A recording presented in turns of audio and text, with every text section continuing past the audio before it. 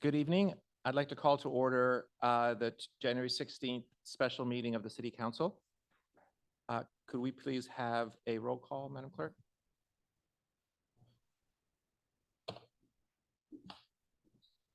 Oh, Andrew, can you stop sharing? Councilmember Cooper. Present. Mayor Mark. Here. Councilmember Lynch. Here. Councilmember Wilkinson. Present.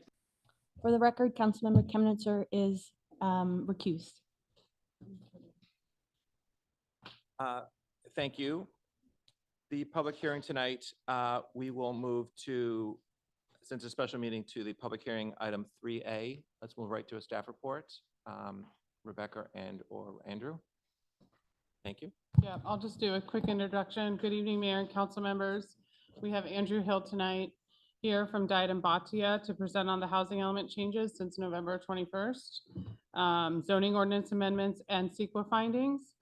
Tonight, we are recommending that the council adopt the housing element initial study mitigated negative declaration and the zoning ordinance amendments. And with that, I will pass it over to Andrew. You got it?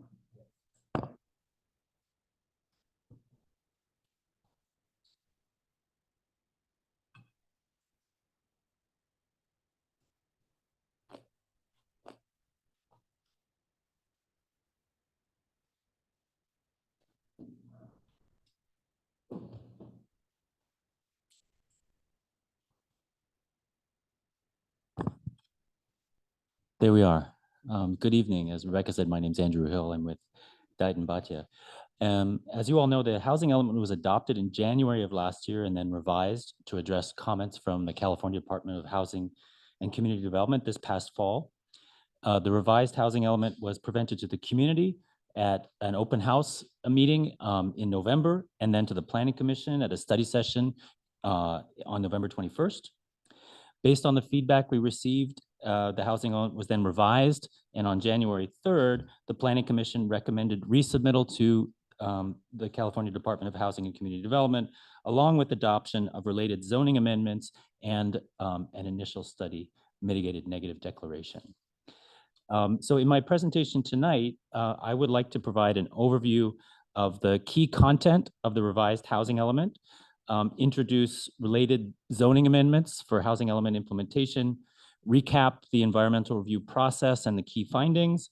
And then because the City of Belvedere did not have a housing element certified by May 31st of 2023, and rezoning is needed to accommodate its assessed share of the regional housing need, the zoning must be adopted by January 31st of 2024. And so tonight, the recommended action is to adopt the initial study mitigated negative declaration and adopt the related zoning amendments and approve submitting the revised housing element to HCD for their review. So let me provide a little bit of background on some of the housing element requirements, perhaps for anyone in the audience or anyone watching at home. The housing element is, of course, one of 8 mandated elements of the general plan under state law. It's essentially the city's plan for addressing local housing needs. By law, it must be updated every 8 years to plan for the coming 8 years. And the housing element, unlike other elements of the general plan, is subject to a host of statutory requirements, including mandatory review by the California Department of Housing and Community Development, or HCD. There are certain key components of the housing element. Chief among these is an inventory of sites identified as available for housing and a projection of the realistic capacity for housing on those sites. Typically, this is shown on a table and a map accompanied by those realistic projections. Additionally, there's a requirement that the housing element include an assessment of local housing needs based on a review of census data, an assessment of any constraints to housing, be they regulatory, process, environmental, or market-based constraints, and an assessment of any fair housing issues, meaning any impediments to fair access to housing for underprivileged groups such as the disabled or low-income populations. And then based on that assessment, the housing elements also needs to include a program of implementing actions that address the local needs, the identified constraints, and any fair housing issues. A term you hear a lot in association with the housing element is RHNA. It stands for the Regional Housing Needs Allocation. It's essentially the total number of new housing units that the city must plan to accommodate in this upcoming 8-year cycle. And typically RHNA is broken out into 4 levels of affordability that are linked to the county-wide area median income. And so households making less than 80% of the Marin County area median income are considered low income, and households making above 120% of the county-wide median income are considered above moderate. This is a snapshot of Belvedere's RHNA for the 2023 to 31 cycle. In total, it's 160 units broken out into those categories as shown. And then it's important to note that adopting a housing element that complies with state law is a legal requirement for all cities in California. And failure to do so can result in fines and penalties. These can include the loss of funding for transportation improvements and other state-funded projects, court-imposed fees of up to $600,000 a month, and lawsuits that can lead to loss of local control over zoning and project approvals, or even court-mandated compliance, including completion of the housing element by a court appointee. So now let me walk you through the content of the revised element. As I mentioned, revisions have been made to respond to comments from the California Department of Housing and Community Development, HCD. They include a request for a thorough evaluation of the effectiveness of programs in the prior housing element, that's included as Appendix E, incorporation of additional data and analysis into the assessment of fair housing conditions, and that's in Appendix D, additional analysis of governmental and non-governmental constraints to housing, that's in Appendix C, revision to the sites inventory, revisions to implementing programs in Chapter 4. And really, these last 2 items are the heart of the housing element, and so I'm going to focus on those aspects in particular in my presentation tonight. So starting with the sites inventory, state law requires that all cities zone for adequate capacity to meet their RHNA obligations. The sites inventory is the way you demonstrate that you are meeting this legal requirement. It's important to note that the city is not required to build those 160 units, only to demonstrate that the zoning map has the capacity to accommodate them. And then additionally, state law establishes several criteria specifically for sites identified to accommodate lower income RHNA obligations, including that they be larger than half an acre in size, that they be free of environmental constraints, that be close to transit, they have adequate infrastructure, and that they be distributed throughout the community in a way that furthers patterns of fair housing. These criteria are established to ensure that communities identifies the most shovel-ready sites for affordable housing to help with the financial feasibility associated with affordable housing. Demonstrating capacity for RHNA is particularly challenging in Belvedere, given that there are very few vacant parcels and there's a host of environmental constraints. The best way of demonstrating the viability of sites is through owner interest. So let me walk you through the assumptions on which the inventory is built. First, projects that are currently in review, under construction, or likely to receive their certificate of occupancy during the planning period can be counted toward RHNA. There are 2 single-family projects approved or under construction, and so those can be counted. They're shown here. There are a total of 8 vacant parcels with zoning that currently permits single-family residential, and so the inventory assumes that 1 unit would be developed on each of these parcels, and those units are also counted towards RHNA in the above moderate category.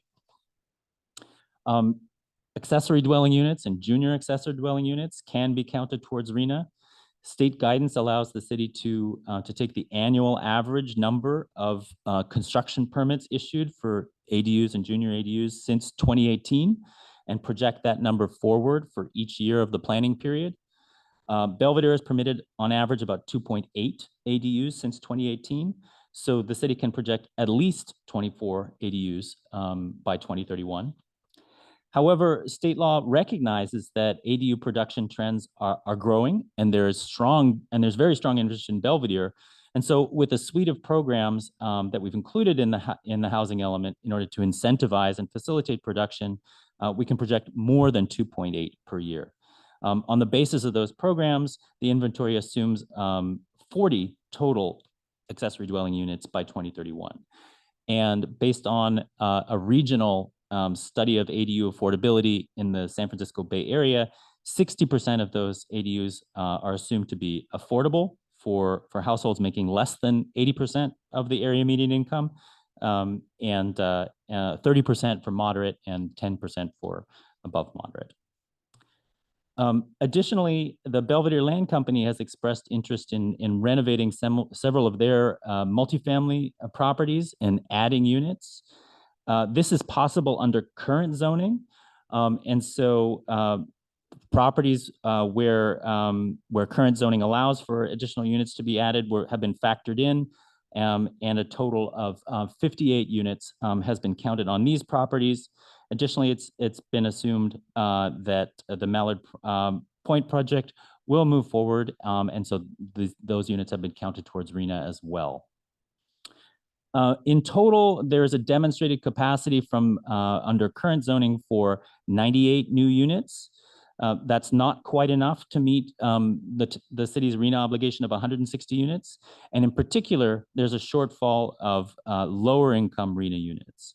And so this means that rezoning is required, and the housing element has identified 3 key strategies to accommodate this shortfall.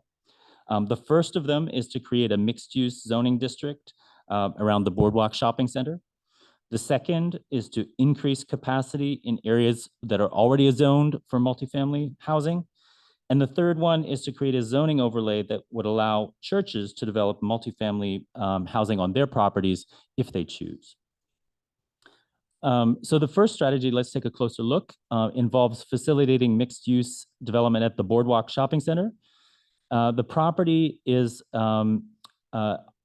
owned by Belvedere Land Company, and who has expressed interest in modernizing the center and adding housing to help meet local needs. Mixed use at this location is consistent with Goal 9 in the general plan, which describes the vision for mixed use and infill housing in the area. Tiburon's housing element envisions mixed use on the portion of the property that's in their jurisdiction.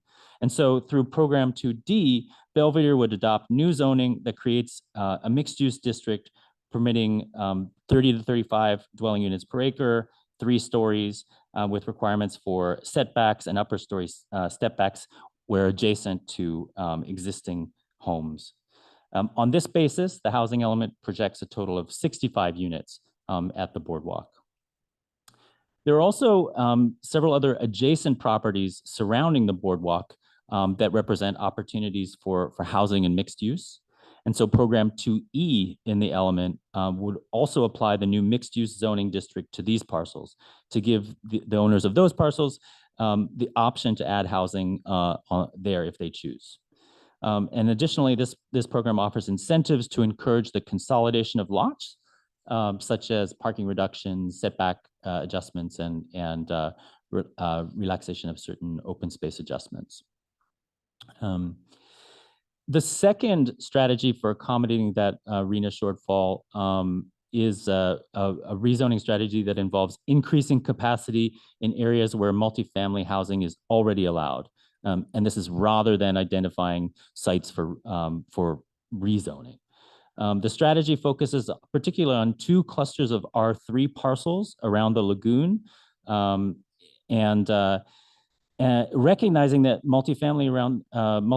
existing multifamily housing around the lagoon is aging and in need of renovation.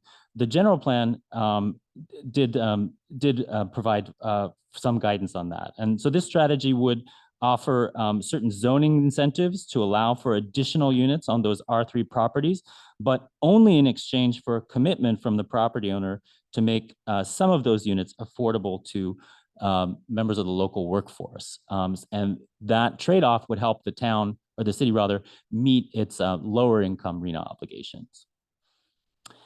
So these incentives include permitting density to be calculated over the whole area of contiguous parcels that are under common ownership, increasing the maximum lot coverage to 45%, reducing parking requirements from 2 spaces per unit to 1 space per unit plus 1 space, a half space of in common, and reducing open space requirements if the property is in proximity to an existing park, and permitting an extra 2 feet of building height up to a maximum of 38 feet for properties that are fronting Beach Road.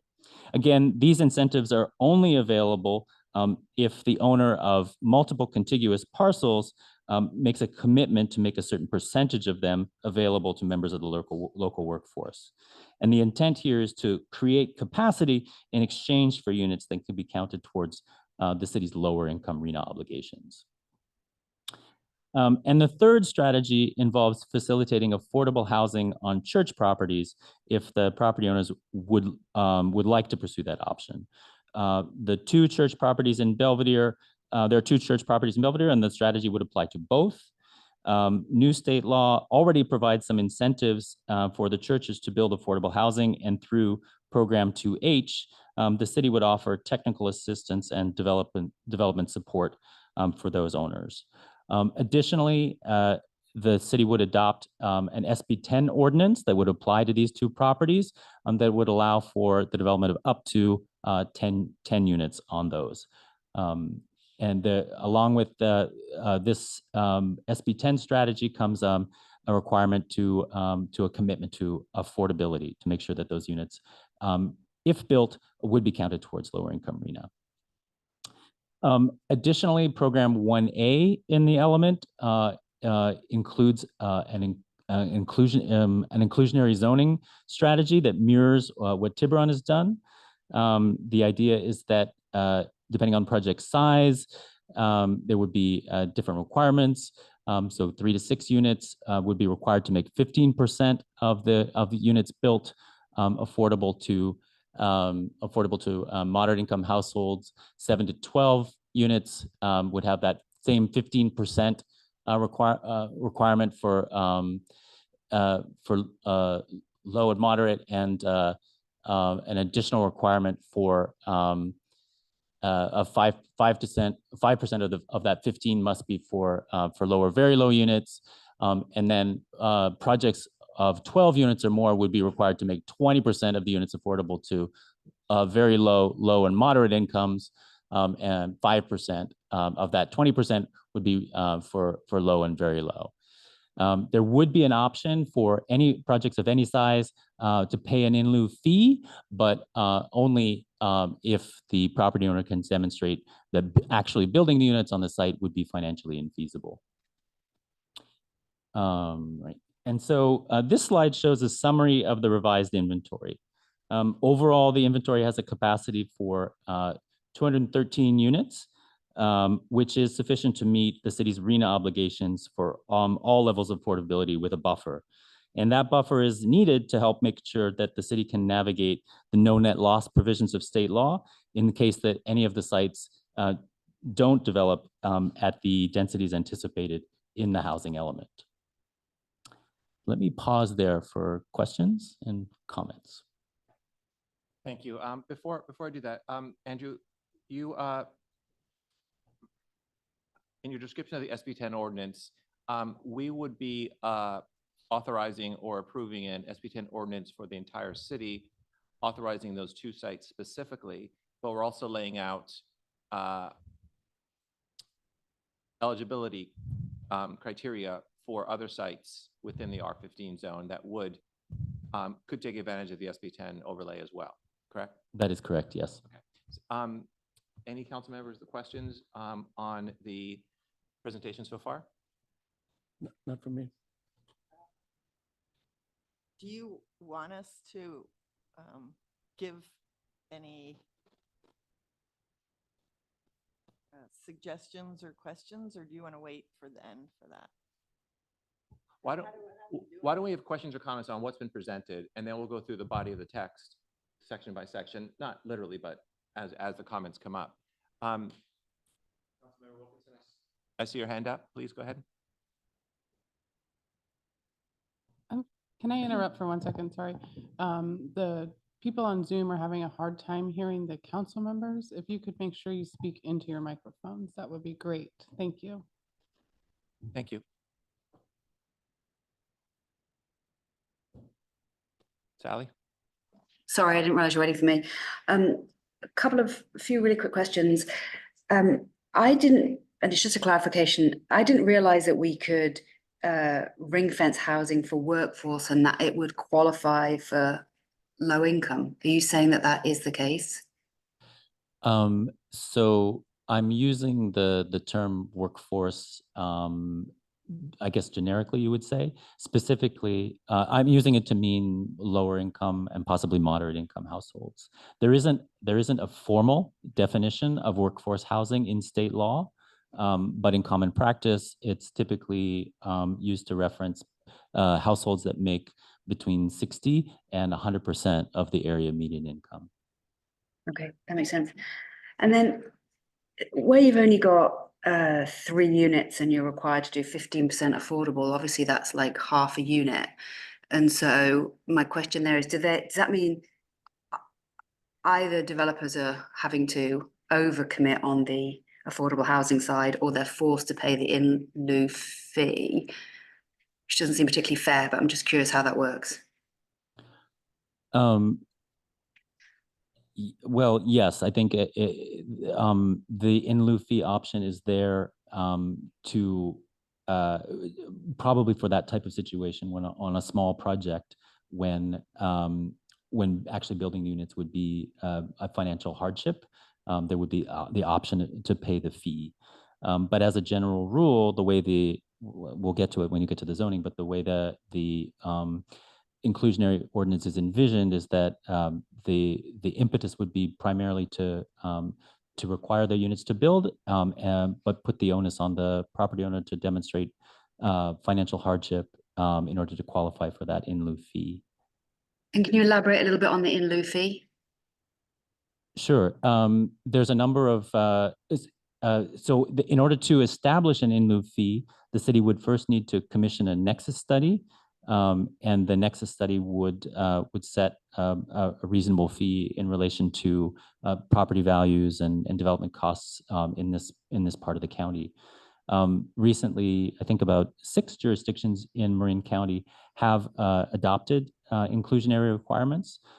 There's about 3 jurisdictions that have had an inclusionary fee on the books for a number of years, and a recent study done for the 6 that adopted the inclusionary fee has demonstrated that it wasn't a significant impediment to getting housing built. So there's precedent for other jurisdictions in Marin County to have adopted an inclusionary requirement.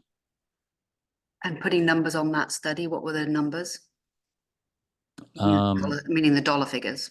Oh, I'm sorry, I don't remember off the top of my head what it was. Okay, I'm just trying to understand how prohibitive it is.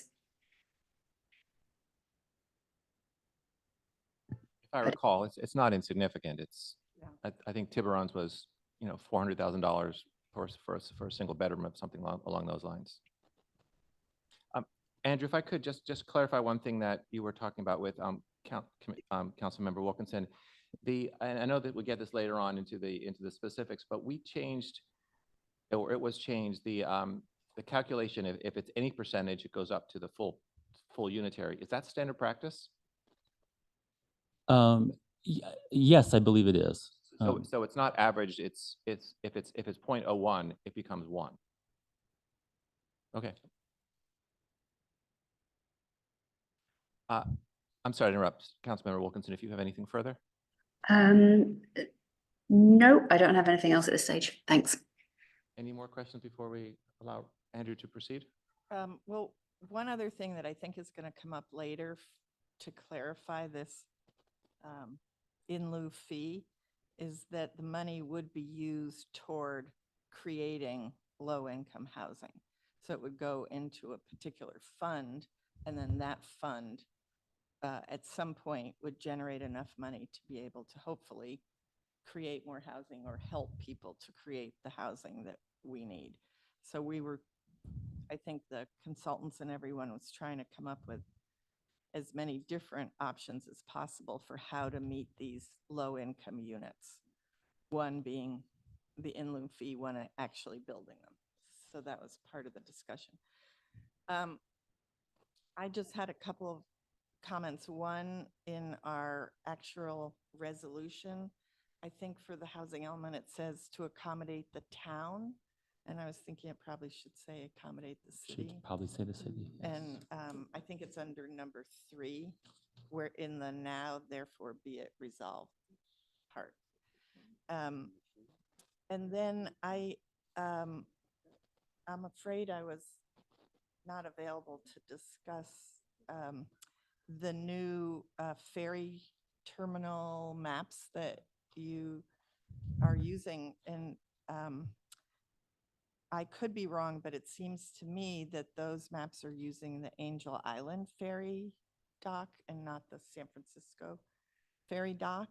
And so I think because the point of the ferry is to get to work and get to not just Angel Island for recreation. So unfortunately, I'm afraid all those maps need to be revised so that the point is at the ferry terminal, not Angel Island. And I do have a list of where all those are. I'm sure you know where they are. And also there is in attachment A, there is some language about it. There's not a map, but there's language describing it. So that would need to be revised also. Unless I'm off base with that, but that's the way I'm reading And- your map. And on that point, are our diagrams in our housing element and subsequent supporting collateral dispositive, or is it ultimately based on a project and an application and a half-mile radius defined at that period of time? That's an interesting point. I think the source of the confusion is actually ABAG and MTC, who have produced 2 data sets that are slightly different. One data set produced by ABAG and MTC uses the Angel Island ferry, and the other uses the other ferry terminal building. And so I think we need to connect it to state law, where the definition of high priority transit, and double check the maps and confirm which is the correct one to use. Apologies for the confusion. That's okay. Pretty sure it's not Yeah, Angel Island. Yeah. No matter what they say, it shouldn't be Angel Island. Well, we love Angel Island, but Thank you. Councilmember Wilkinson? Sorry, I just had one thought in terms of follow-up question. So where we're requiring this 15% for 3 to 6 units, is it correct therefore if you're building a single family home, an ADU and a JADU, you're going to be required to deed restrict one of those to be moderate income? I don't think there's a requirement for deed restriction. However, the inclusionary requirement would apply. And so if the city adopts conducts the nexus study and identifies the fee, then the developer in that particular circumstance would have the option to pay the in lieu fee, or to make one of the units affordable through deed restriction, but not required to deed restrict. I don't understand what you mean. It is going to be deed restricted or it hasn't? You said both. So I guess. If they choose that option, they're required to deed restrict it. Yes, that is correct. But the point of doing the nexus study would be to provide the option of paying a fee instead of building and deed restricting. No, I see that. Oh, I see that. It just, if it gets to be the levels of Tiburons, it could be a disincentive for people to actually build ADUs and JADUs. But Mhm. Just for information, thank you. Before we move on, could you, Andrew, could you comment on that? I know you mentioned a second ago how it's favored by HCD, it's deemed to be not a constraint of development. But at certain levels and in a community, when someone is developing, as Councilmember Wilkinson pointed out, a single-family home with 2 accessory units, or an existing development that's only adding 3 or 4 units, it can become quite considerable amount of money to do that, and it might hurt the overall development. And some members of the county have discussed inclusionary elements as a constraint. Would you mind just addressing that a little bit more thoroughly, if you don't mind? Sure. I think where it can be advantageous from the housing element perspective, particularly for a community like Belvedere, which is very challenged to find sites that meet these requirements for lower income sites, and the development costs, including land acquisition and construction costs, are just very prohibitive for affordable housing. Having because under housing element law, communities have obligation to demonstrate demonstrate that there are appropriate sites that meet these criteria established by the state, that there's a track record of development at densities that would be deemed affordable to lower income households. These are big challenges in a community like Belvedere, and so having a requirement on the book that certain projects of a certain size be required to make a certain percentage of the units affordable is a good way of demonstrating capacity to meet lower income arena. Other communities that have more sites that meet those criteria, that have a track record of building high density housing, don't necessarily need to rely on an inclusionary requirement because they have the sites and they have the track record. Belvedere doesn't have that, and so an inclusionary requirement can go a long way with the state for demonstrating capacity for lower income arena. However, as you say, when the threshold kicks in at on a smaller project size, or if it could potentially inhibit people or prevent people from building ADUs, then maybe we slide into territory where it could also be an impediment. So I think it's finding the right balance. I thank you. And the way I understand that is, given HCD's focus on, it's not just market rate housing. I mean, they actually seem to prefer, all things being equal, affordable housing. That given our constraints, that we need to try extra hard to motivate and develop affordable housing. Right? That's pretty much what you said. Yes. Yeah. Yes. The one thing I'm uncomfortable with, and I'll bring it up later, is the non-average aspect of the calculation. The fact that 0.01 creates 1. Mm-hmm. That's a bit draconian to me. Mm-hmm. No more comments. Why don't we let Andrew proceed? That was a question. That was a question, not a statement. Well, I mean, do you want me to go through pages that are in the housing element? Well, I Or do think, you no, wanna wait? I think we'll certainly have comments as to text and the discussion of the elements. We wanted to pause at this point to ask questions specifically to what Andrew's presented so far. And I think now that you might move on to the housing element and the initial study, I believe. Yes.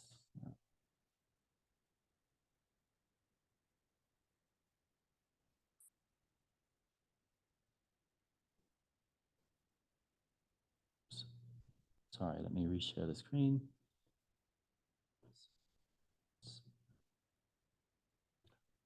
As you get going, one additional clarification. In one of your slides, you talked about that we would adopt by resolution the zoning amendments this evening. We're not doing that, I don't believe. I believe we're hearing the first reading of it. Introducing, And in our regular meeting, the 22nd, that will be potentially adopted. That's correct. Thank you for the clarification.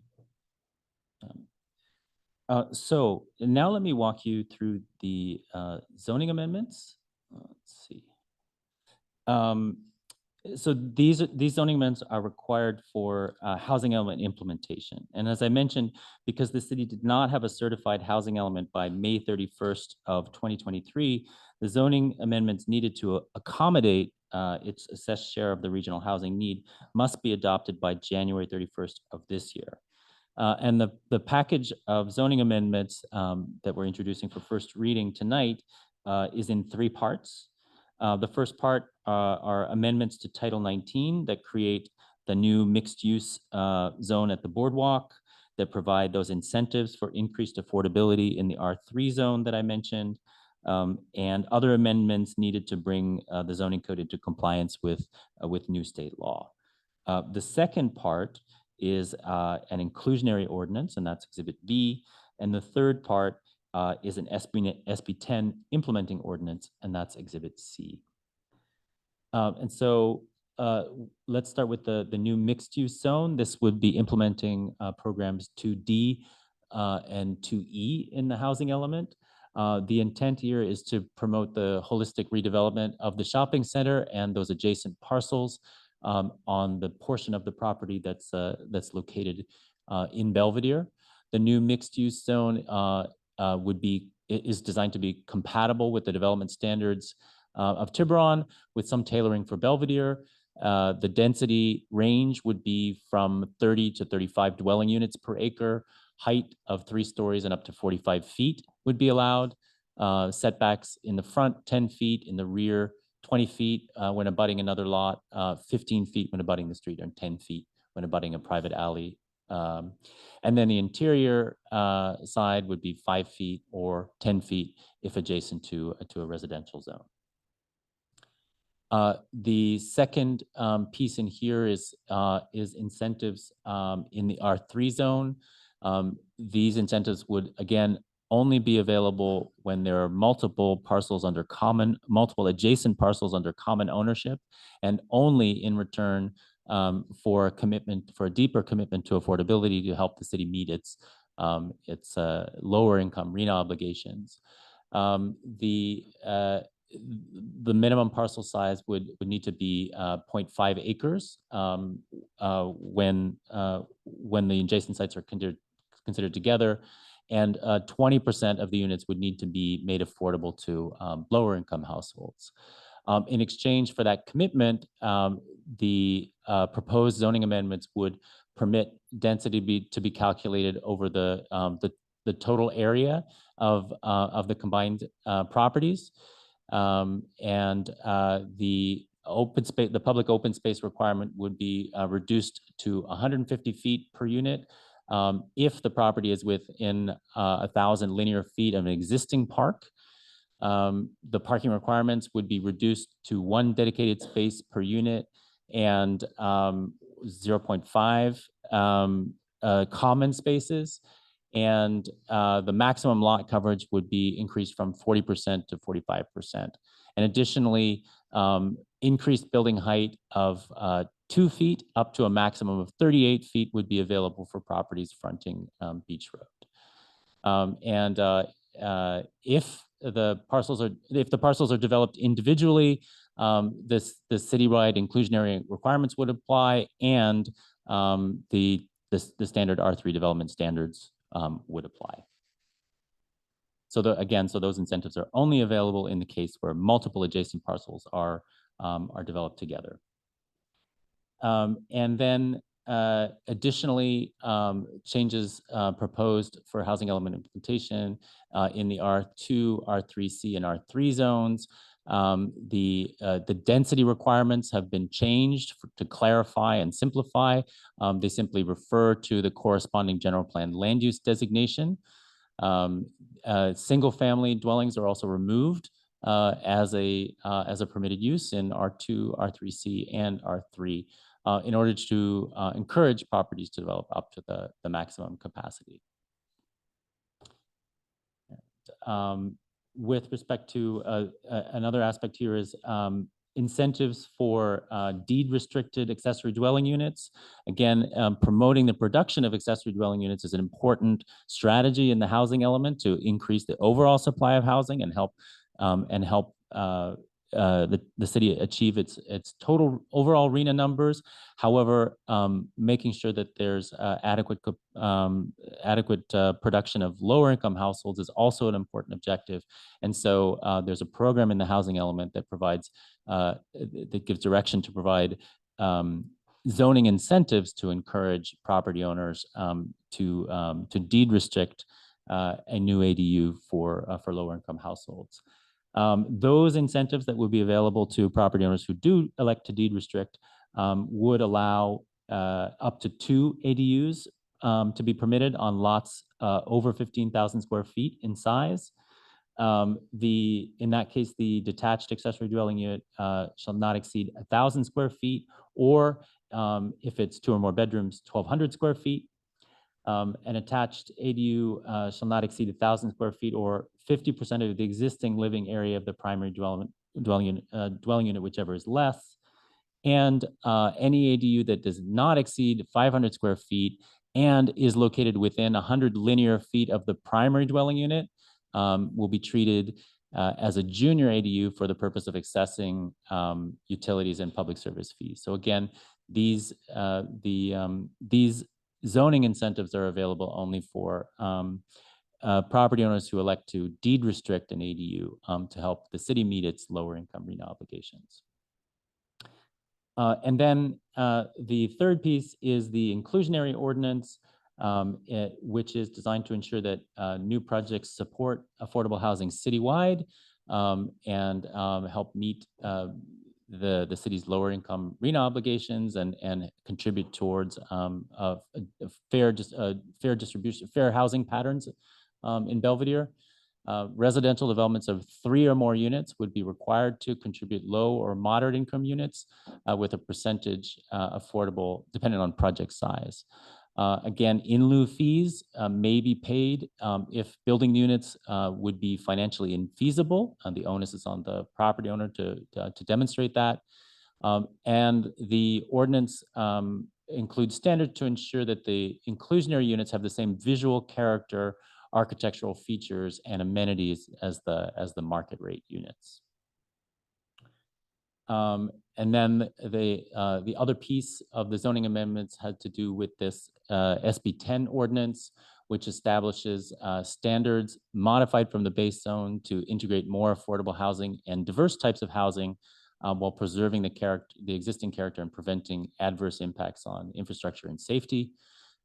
Specific eligibility criteria and projects are included, and projects must include 25% of the units affordable to lower incomes and 5% affordable to moderate incomes.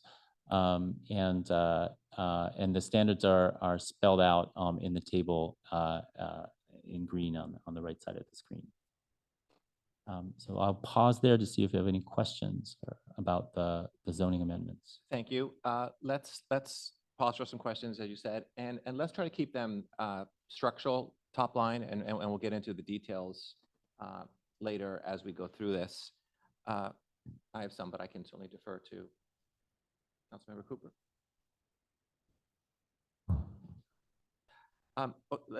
If I could ask a couple, on the mixed use zoning ordinance changes, and honestly, through the process as we went through this, I didn't think about this, but clearly the property is divided between Tiburon and Belvedere.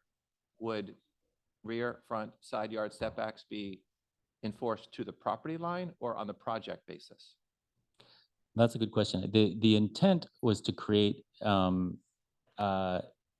is really to think about the adjacent existing residential properties, which are obviously in Belvedere and not in Tiburon. So that's where the nuance comes in, Sure. the differentiation. But clearly, if an application is presented, and unless there's a lot line change, through annexation or something different, there's going to be technical setbacks from that property line in the city of Belvedere and the town of Tiburon. So we would need to at least reference that or make note of that, so that that's not the intended outcome of these setbacks, is to create a swath through the middle of a development. Right, that is correct. I think that should just be a simple text edit, where adjacent to residential or something like that. So we'll take Or it might make sense to actually call it out in some form or fashion, if there's because it is factual that there is a dividing of this property between two municipalities, and that the intent is not to enforce or identify setbacks on that property line. I'm This- sorry, can I interrupt one more time? People on Zoom are still having a hard time hearing you. If you could Okay, bring that mic real apologize. close. Thank you. I think we've got a lot of people on Zoom. Sure, and so- I will try. And speak Jane, you louder. too, please. Thank you. On the R3 overlay, I understand, as you described, having a challenging topography and a challenging set of properties for affordable housing. We don't meet the qualifications that would be a readily acceptable site from HCD's perspective, and why the action plan and the programs identify the overlay, the affordable incentives as well as the inclusionary incentives. But playing devil's advocate, if I have a property owner with an R3 property, and I'm looking at having a 20% affordable housing option to receive these incentives versus going with a density bonus application of 10% and having unlimited waivers and potentially concessions, wouldn't I choose that option? You may. It is No, possible. I understand why we're doing it, because Yeah. we're demonstrating the need to try harder and push property owners to that affordable housing. But there are options I'm laying out for property owners with existing state incentives that would and that's the question, would a state incentive stand in front of a city inclusionary ordinance? Well, if a property owner owned one R3 parcel, they could develop that under current zoning. And if they made that affordability commitment such that state density bonus law would be triggered, they could avail themselves of that, even without owning two adjacent parcels that meet the other criteria. So that option is available to any R3 property owner. If you are correct, though, that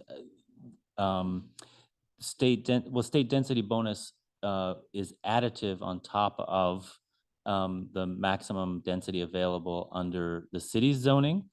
They're not mutually exclusive, so they do essentially stack on one another. That is true throughout California. So everyone's housing element is, if properties were to avail themselves of state density bonus, goes above the numbers in their arena. That's unfortunately, that's the way state density bonus law works. I think where we run into complications here is that for the purpose of the housing element, the state will not let us assume that any one property will make use of state density bonus, because at the end of the day, it's an elective option. And so we can't assume that state density bonus will happen. That's not to say that in practice, it may not happen. I understand. Thank you. Following up on that, just to clarify it, are you saying that our 15% inclusionary occurs everywhere? And then if a developer chooses to use state density bonus of the, say, 10%, that would create the level of 25% for density bonus law? When you say on top of, or is it inclusive on top of? You have to sort of work it out on a case-by-case Okay. basis, but theoretically, in a extreme case scenario, yes, they would be additive. Okay. It kind of depends on the project parameters, how many units they're purporting and what level of affordability. Right, but our 15% is the baseline, essentially. Yes. Okay. So if a project is proposing, just using simple round numbers, 100 units, our ordinance would require them to have 15 units be moderate or below, the restriction for moderate or below. I would the way I understand it is that they automatically qualify for a density bonus because the number of affordable housing would be 10. So they can have our benefits, the incentives that we provide as a city, they would also qualify for density bonus for the 10 that they're providing. And they get the ability to apply the incentives associated with the density bonus while providing, in that case, 15 units, not 25 units, but 15 units. Mhm. Does that make sense? Yes. Okay. But Peter, is that correct? Because I think that's a pretty important point. I, That's what I'm asking to, if can you confirm that? I believe that is correct, yes. Any further questions at this stage of our discussion? I just wanted to clarify the nexus study that would kick in with the in lieu. And as you mentioned, Tiburon has done a nexus study, and I think several other cities and towns in Marin. Are we required then to still do our own, or can we say we'll use Marin, kind of like the VMT number? You can choose your own, or you can use the county. Is that available to us? That's a good question. And I think if it, so Tiburon is very close by. And if the property values are the same, the conditions can be demonstrated to be the same, the development costs can be demonstrated to be the same. I think there's a possibility that Belvedere can make the case that and rely on Tiburon's study. I think it would require an economist to look at the study and connect those dots. But I don't think you're absolutely required to go out and do a fresh study if you can make that case. Great, that's good. Okay, thank you. Why don't you proceed, Andrew? Okay.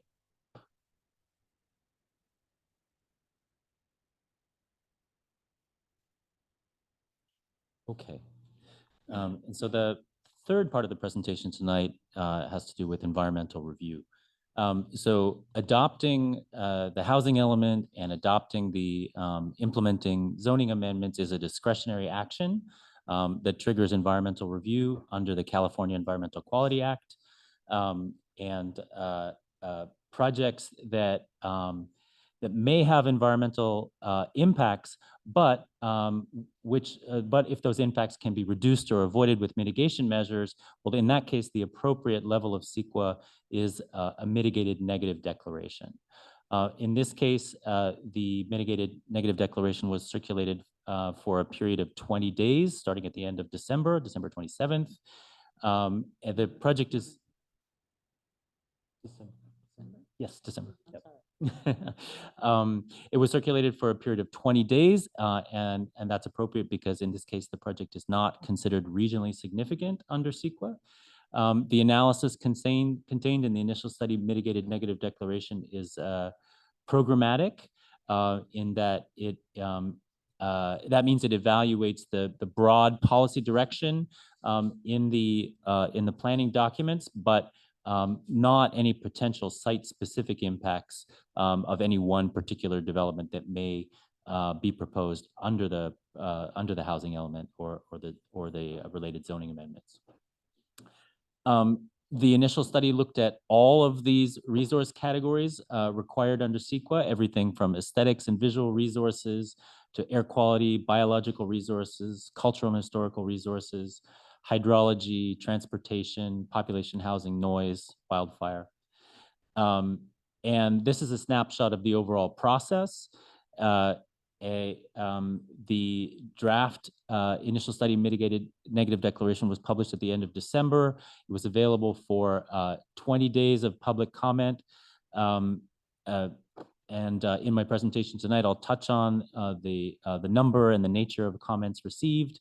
And now we're moving into public hearings for adoption of the initial study mitigated negative declaration.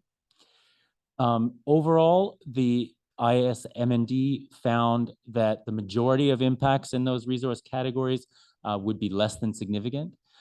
It identified 5 potentially significant impacts, but all of those impacts could be reduced to a less than significant level with mitigation. And the 5 potentially significant impacts are shown here related to air quality, biological resources, GHG emissions, cultural and tribal cultural resources. This is an overall snapshot summary of the key findings. The initial study found that construction activities associated with build out of the housing element could generate temporary pollutant emissions that would exceed project level thresholds established by the Bay Area Air Quality Management District. However, it identified mitigation measures for control of fugitive dust during construction, and also for requirements to do the screening level analysis as well. And with implementation of those mitigation measures, the associated impacts could be reduced to a less than significant level. Similarly, biological resources, it was found that construction could potentially impact the San Pablo songbird and other migratory birds, but a mitigation measure requiring pre-construction surveys and identification of avoidance measures as necessary would reduce those impacts to a less than significant level. GHG emissions, construction emissions could also exceed established thresholds, but 2 mitigation measures were included there. The first would require compliance with best management practices for construction, and the second would involve an update to the city's climate action plan to ensure that identify potential new measures, incorporate them into the CAP, and ensure that the established emission targets could be met. Cultural resources and tribal cultural resources are related. There are known resources in Belvedere, and construction could potentially disturb as yet undiscovered resources.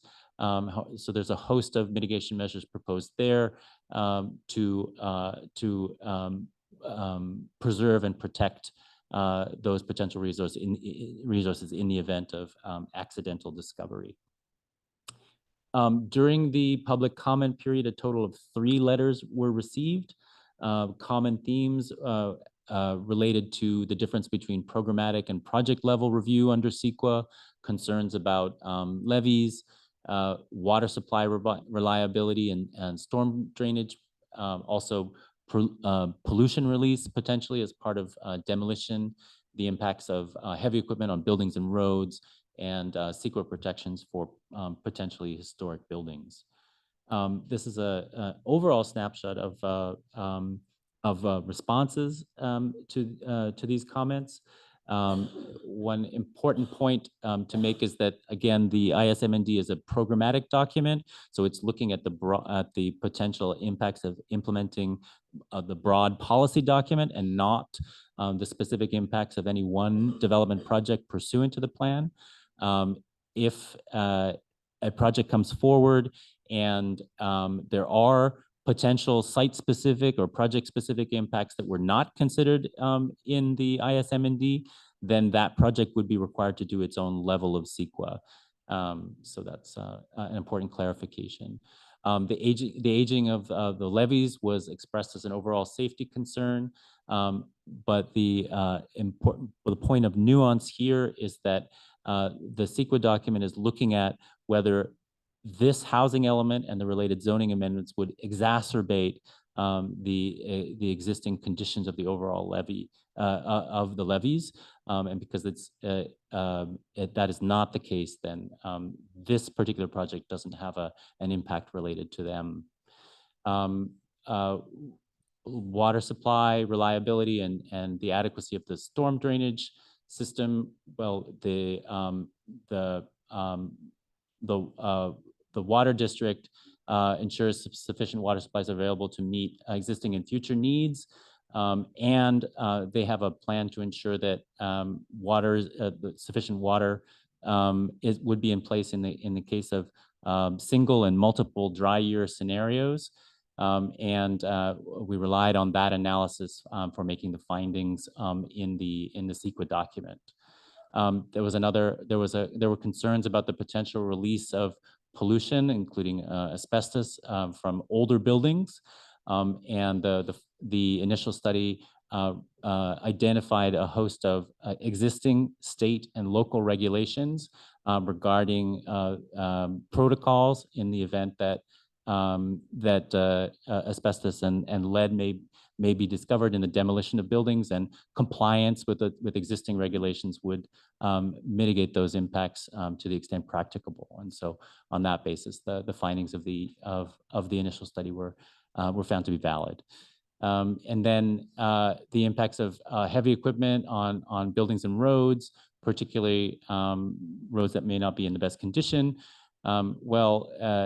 Those impacts are discussed in both the geology and soils and the hydrology and water quality portions of the CEQA document, and the findings were that the impacts would remain less than significant. And then finally, there were comments raised about potential impacts to other historic buildings. And so mitigation measures Culture 1 and Culture 2 identified steps that would need to be taken in terms of evaluating buildings over 50 years of age, and taking, in the event that those buildings were found to be historically significant, taking measures to ensure adequate protections. So that's a very quick look at some of the comments we received and responses to those comments.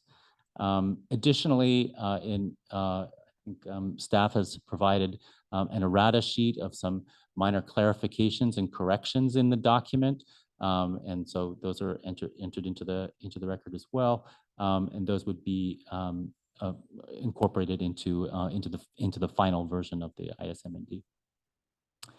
And so tonight is the first reading of the zoning ordinance, and the second reading of the amendments would be at the regularly scheduled council meeting on January 22nd. And then assuming it's the pleasure of the council, we would resubmit the revised housing element to the state to start their next 60-day review at the end of the month. And that brings us to the recommended action. The recommended action tonight is to adopt the initial study mitigated negative declaration, to introduce the zoning amendments needed for housing element implementation for first reading, and to approve submittal of the revised housing element to HCD. Thank you so much. And I would assume we should take them in that order now that you just presented as far as specific comments. So why don't we begin with some, before we open up to the public comment, specific questions about the initial study negative mitigated declaration. Any questions on the initial study?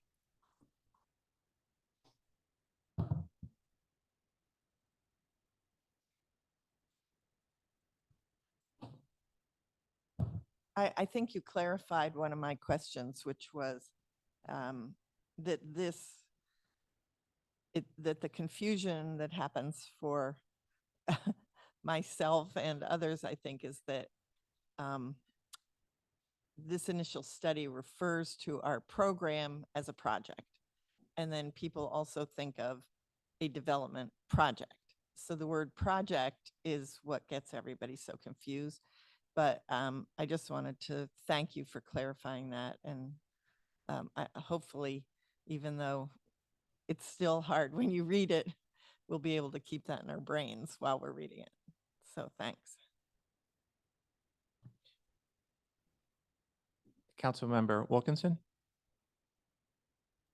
Yeah, I just have a quick question about the update that's required to the climate action plan as part of the environmental study. It says that we have to do that within 18 months, and or it says we will do that within 18 months. Is that a requirement of this process? It just seems we've just done that climate action plan and a lot of work went into it. So I'm just wondering whether that's a fixed timeline or we chose that timeline.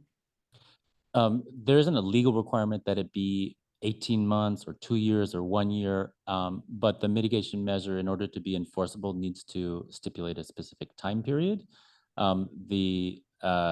The update is not a comprehensive update to the cap. It's simply the identification of additional measures that can help get that additional reductions needed now that there's more housing planned than at the time the cap was adopted. And so 18 months seemed like an achievable target with enough specificity to make the mitigation measure enforceable. Okay, thank you.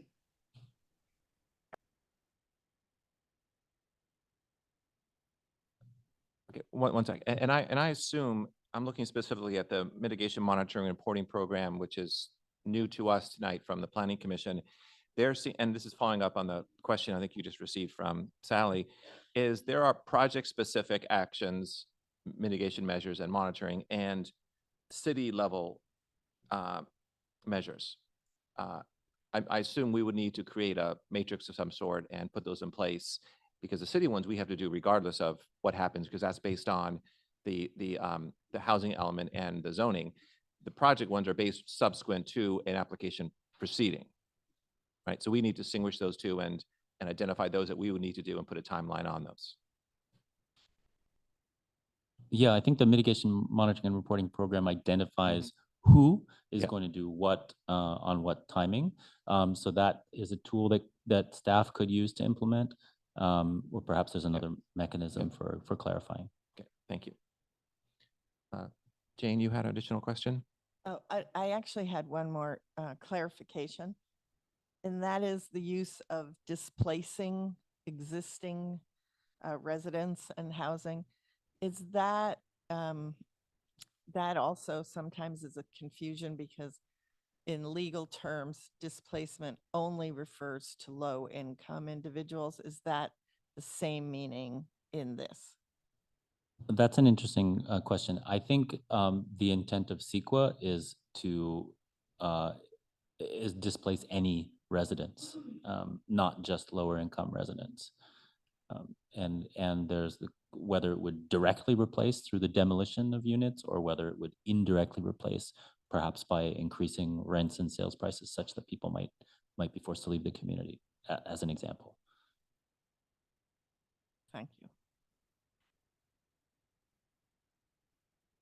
As a point of clarity and a question, we have three, section A, B, and C related to the initial study, the draft housing element, and then the zoning. Should we take public comment on, for example, the initial study, and then potentially raise that motion and vote on it, or should we do them all at the end? That would be a matter for the discretion of the chair. It really depends on how you think it would be clearest and most helpful to take public comment. So Well, it's up to you. Yeah, well, I think I'd like to separate it so that we have some clarity to that. So why don't we open public comment on the item 3A, which is the draft initial study, mitigated declaration, and the mitigation monitoring program. Anybody here to comment on the initial study, item 3A? Seeing none in the room, Madam Clerk, anybody online? Mayor Mark, I see no hands raised, but we might want to wait a second. No, no hands raised. Okay. Closing that item 3A public comment, I'll bring it back to the council for review prior to potentially a motion. Councilmember Lynch? Yeah, I don't really have any questions or comments. I just note that the resolution requires this council, if we're to pass it, to make the same finding as the Planning Commission, which is a determination that the record does not contain substantial evidence sufficient to support a fair argument that the project as mitigated will have a significant adverse impact on the environment. I know that that's in there and we've all read it, but it is a meaningful finding, and I just wanted to flag that. Thank you. Councilmember Wilkinson? I don't have any comments or questions. Okay, thank you. Councilmember Cooper? Nor do I have any further questions. So in that case, I don't either. I think this is a well put together report, and I appreciate, Andrew, the clarification that there were 5 potentially significant impacts identified and mitigation measures put in place, as well as the monitoring program to do so for the program, let alone a project. So if I could have a motion to pass the resolution number 2024-01. We'll move to pass the resolution. I second.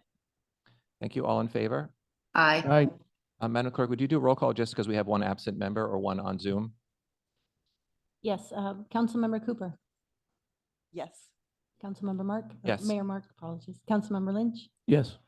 Councilmember Wilkinson. Yes. Thank you. Having now adopted or approved the draft initial study, we will want to open the public hearing to consider the draft housing element. Please.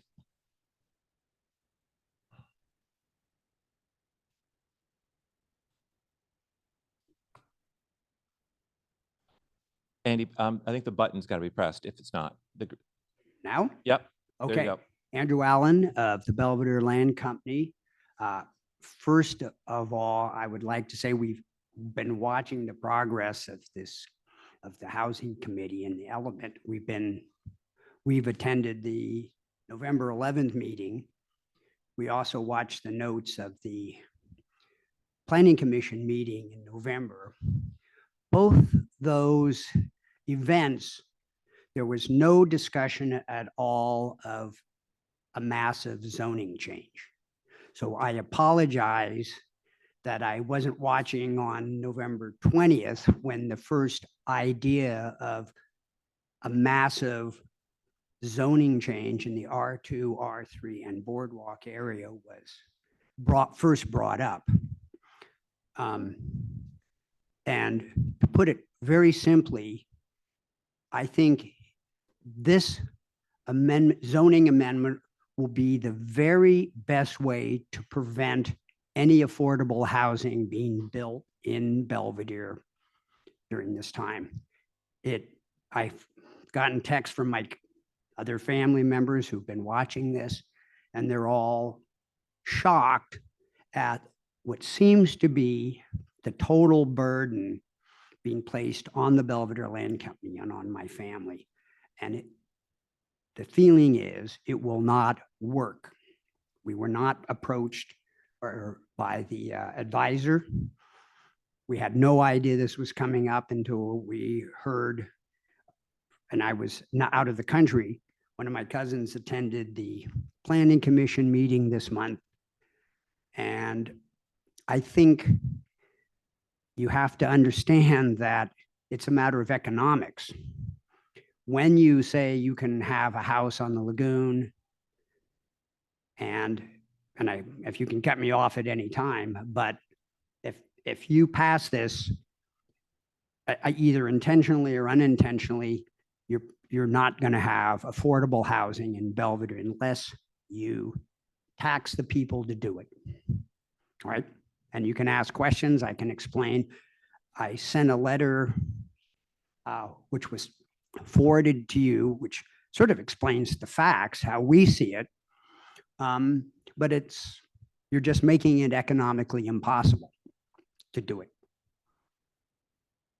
Thank you. And if John, if I could ask you a quick question, we've yet to comment on the zoning specifically with our thoughts. I believe, having read your letter, you're addressing the elimination of single-family dwelling in the multifamily zones, as well as the housing choices that limiting beyond the duplex. Correct. Okay, thank you. Okay. Any other public comment? We're commenting on the housing element. That's certainly related, so I'm gonna. Yeah, I kind of jumped. That's okay. That's okay. I'm not gonna hold you to that one. Any other public comment on the housing element in the room? Seeing none, Madam Clerk, anybody online?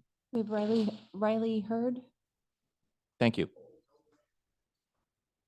Yes, good evening, members of the council. My name is Riley Hurd. I'm a local land use attorney. I'm also handling the Mallard Point project. I think now that it's clear that a city can't self-certify its housing element, HCD approval is more important than ever to retain some semblance of local control. So I wanted to share a couple changes that may help achieve that.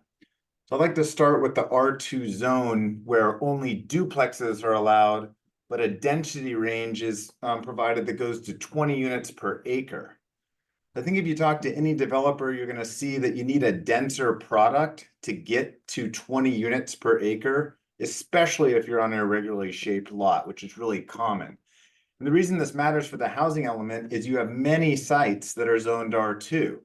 An example is Mallard Point. It's the largest redevelopment site with existing zoning by 2x.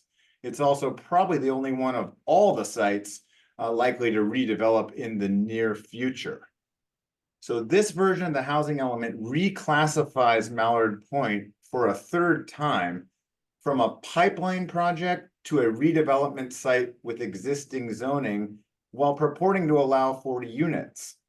So first, I'd like to say that the Mallard Point is the definition of a pipeline project. It's a complete application currently in review. This is the exact criteria stated by Mr. Hill at the outset of the meeting. So I don't think this change accurately reflects the situation. Furthermore, it's been proven that 40 units don't work under the R2 confines. This isn't just the duplex. There's a bunch of development standards that also would have to change to yield 20 units per acre. So the housing element needs to be updated in this regard to be accurate and count these sites. Perhaps the reclassification was done to avoid a forced approval scenario, but when you list it in the inventory at 40, it's tantamount to an approval commitment to HCD because it's a statement that this site holds that many units under the existing zoning. So I personally have seen the effects of uncertified elements in other jurisdictions from large scale, out of county, out of state developers.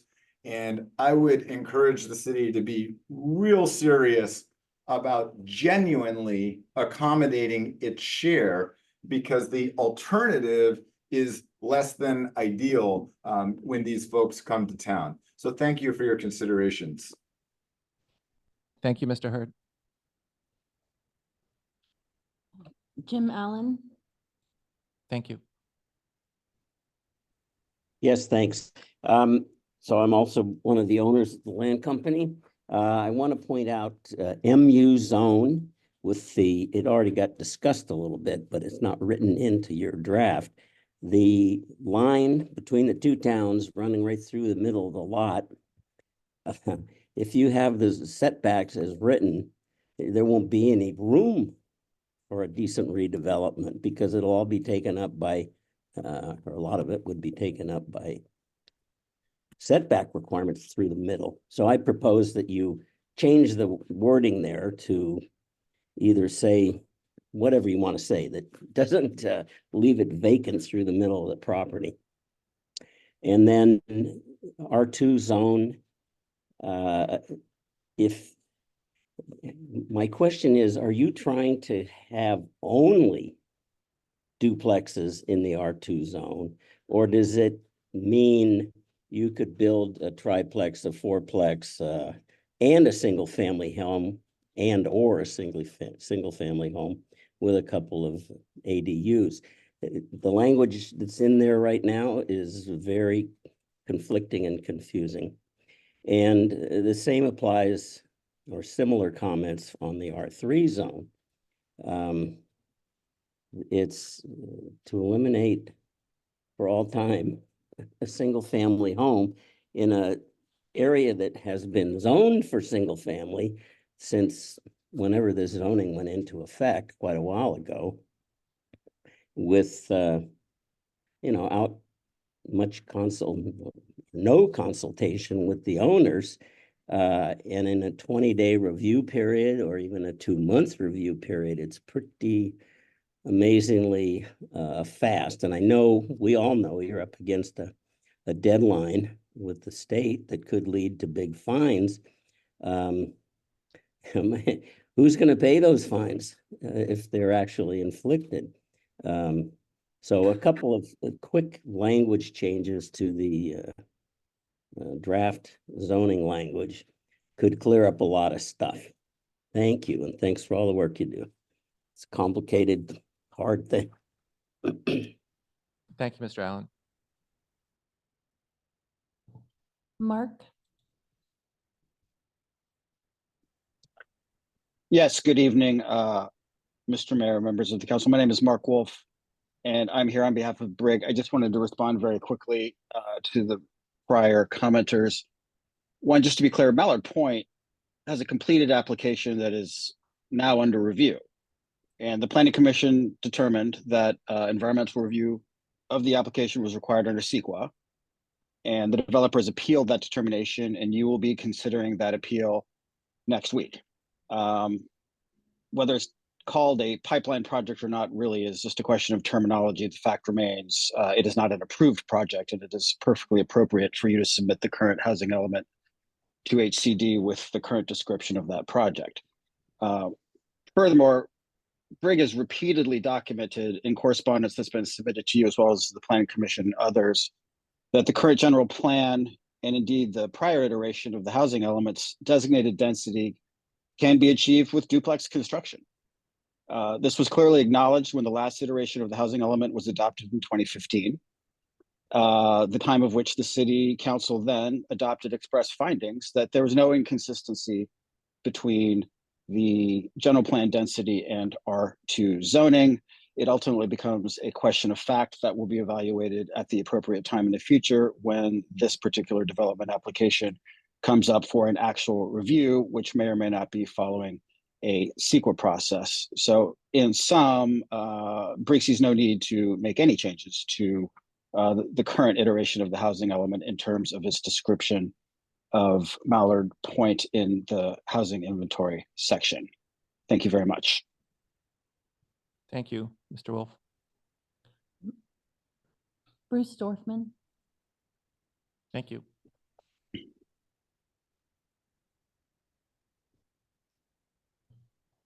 Good Mr. Dorf- evening, city council members.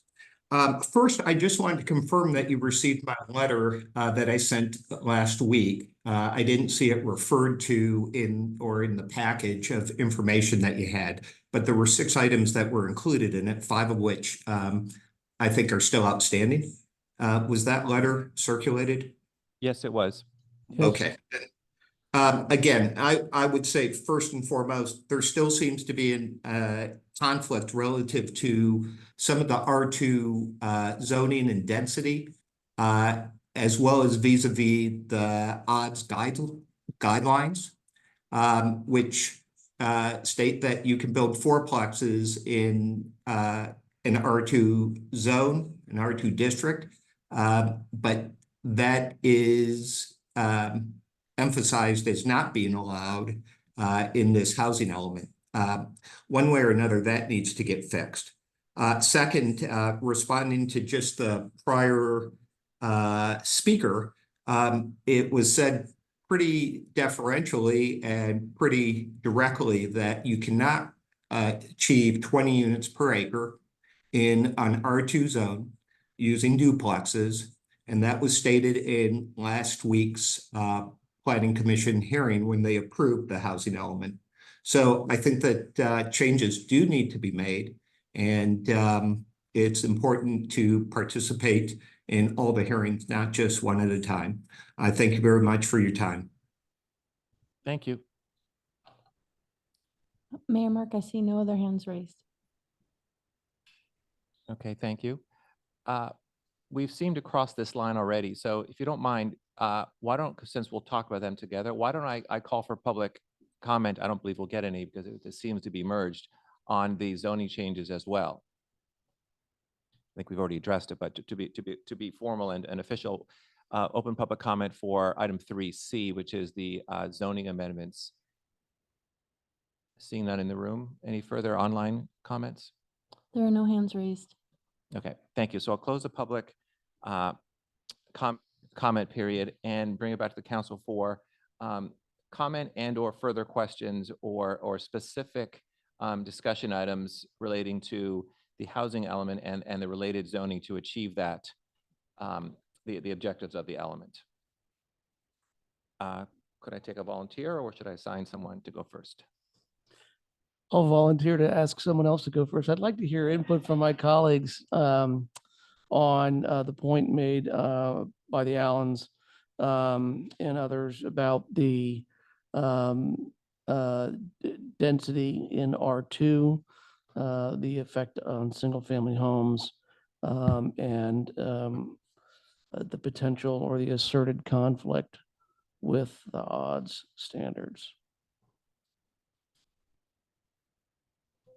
Sally, do you want to comment on that or I anything else? I actually had a question first of all, because a question was raised there about whether a single family home plus an ADU would qualify as a two-family residence under the R2, and if that is true, should we spell that out?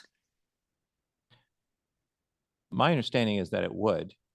It may not be called a single family residence. It would be called a 2-unit structure with, perhaps a 3-bedroom unit and a 1-bedroom unit.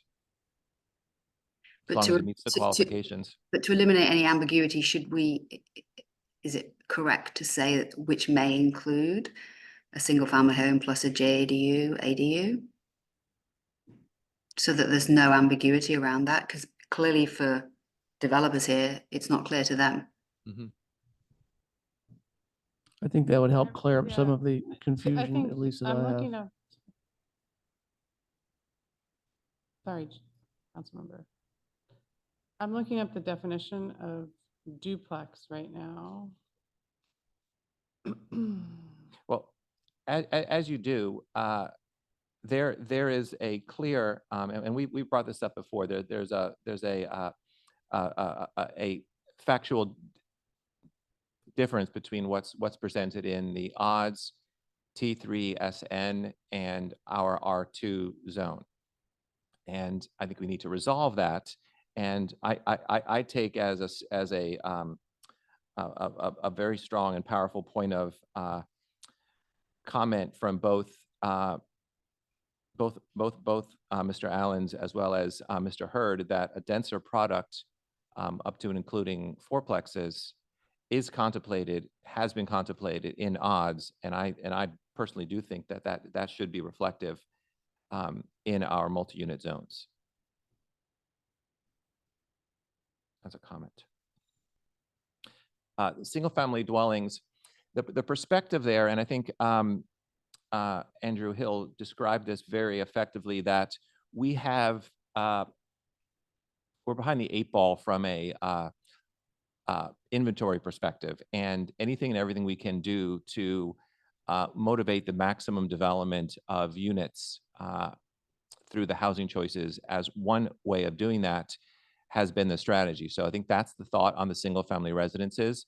And it does arguably limit a developer from maximizing economic viability by putting a single family residence and then building separately with more density elsewhere. However, in practice, and correct me if I'm wrong, Andrew, that density bonus and state incentives can allow them to achieve that with levels of affordability, which is what we're trying to do. We're trying to, in a sense, put guardrails around our zoning that allows for maximum opportunities for new housing with affordability, because that is the priority as we've been told by the state. Please. If you wish, I can address the question of whether a house with a single family house Sure. with an ADU. So we have a definition in 1908-170 of dwelling, 2-family or duplex. And it includes 2 apartments or units designed as a residence for 2 families living independently of each other with separate kitchen facilities. So if the ADU has separate kitchen facilities, it would count as a duplex under our zoning ordinance. So in practice, you could have two structures. One's a single-family residence with a ADU in it. One's a single-family residence with an ADU in it. One's called a duplex, one's called a single-family residence with an ADU. Our code doesn't distinguish between the two. So to Sally's point, that might be valuable to describe that in some fashion so that it's clear that the single-family home is only a prohibition as a single-family home, not as a inclusion with a second unit. Peter, is it possible to hear from the land company whether that is requiring the ADU is still cost prohibitive, or that's something that works for them financially? I can open up the public comment period once again. Well, there is the little matter of a $400,000 tax on the ADU unless you want to make it an affordable unit. And ask yourself, would you want to buy a house where you have next to you or your same structure, you have somebody else living in it you don't know and have no control over who can be there?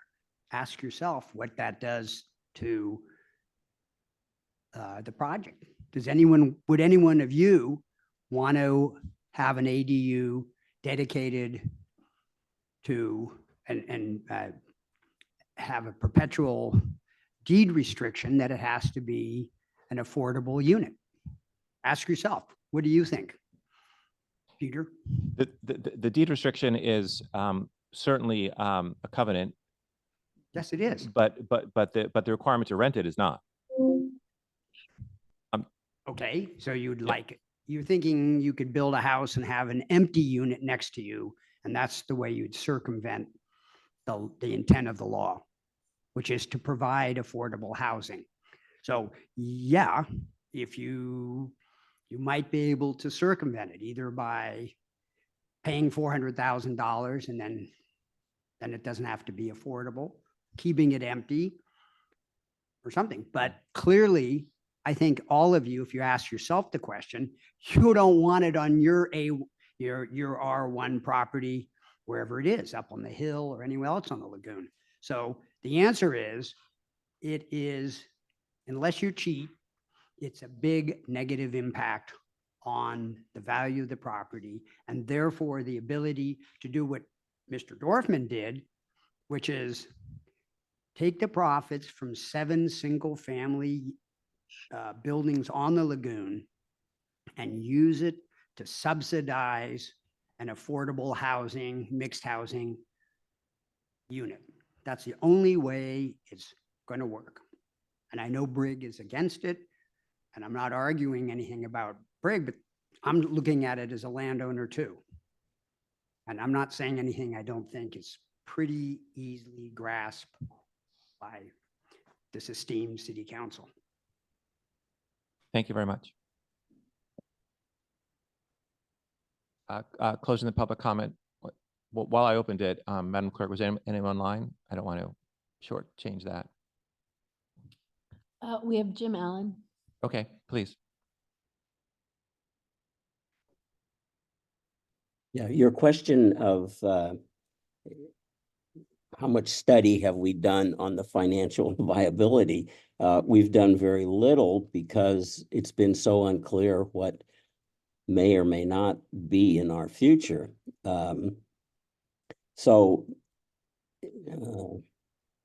my comment is we haven't had a chance to analyze this in detail, but you got Mallard Point, which has done the analysis, and I think we would, if we ever redevelop, we would probably do something that included some saleable property to support the expense of affordable.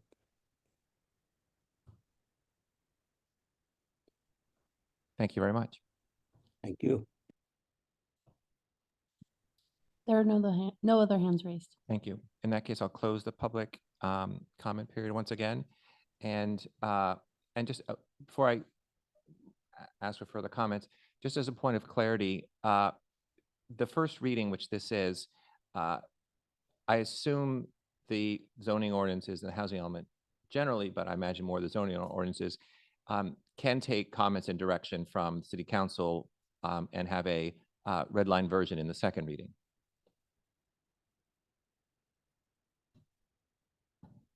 That is correct. However, if the changes are significant, it would have to go back to the planning commission. But insignificant changes can be made, redlined, and brought back as part of the January 22nd Okay, meeting. thank you very much. Any further comment and discussion points on the zoning ordinances and the housing element? Councilmember Wilkinson? I guess I'll go first because nobody wants to. So in terms of the inconsistency between odds and the housing element, it strikes me that we should upscale and include triplexes and fourplexes. As I understand from the Allen family's letter, that already exists in the R2 zone. And so if we're looking for greater density, that seems to make sense to marry that inconsistency by increasing that density allowance in, or the allowing triplexes and fourplexes within R2. On the single family home question, I'm a little bit torn, and I still like to hear from other council members, because we have this conflict right now, which is the state wants us to create more affordability and more density. But if the consequence of making things too restrictive is that we get no housing because it isn't financially viable to do that, then that seems to be shooting ourselves in the foot.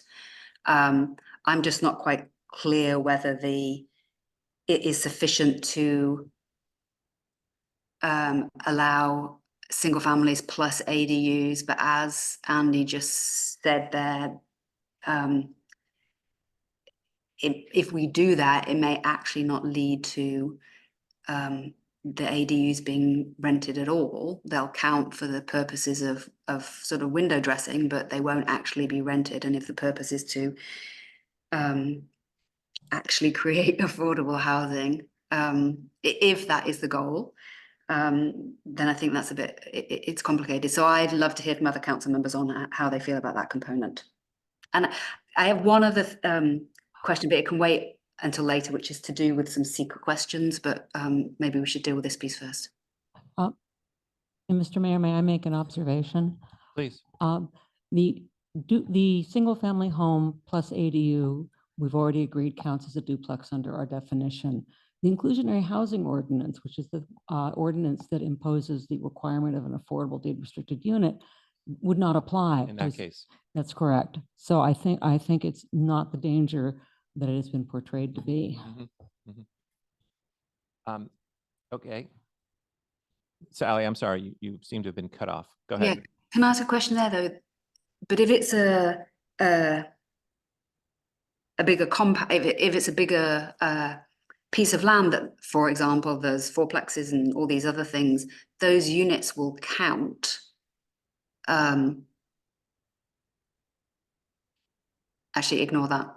No, you're right. You're right. Because if it's a R2 site that is contemplated to have a single family residence with a duplex and a fourplex, for example, adjacent to it or around the corner from it as the same property, the combination would apply.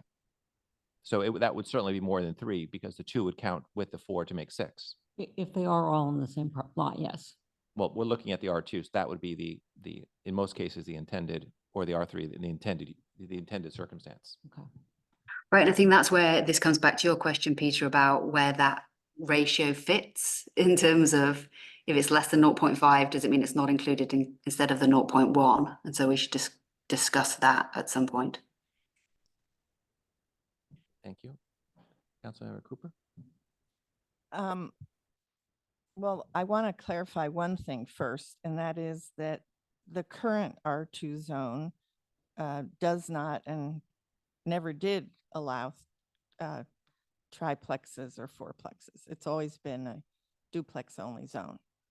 So the area, the zoning for larger than a duplex is called R3. So I wanted to make it clear that right now, our R2 has always been duplex only. If you chose to put in a single family home, then you are allowed to do that using the R1W, R1L, R1, whichever one applies to that development standards for a single family home. I think it's clear that our housing element is now the new standard, and that the odds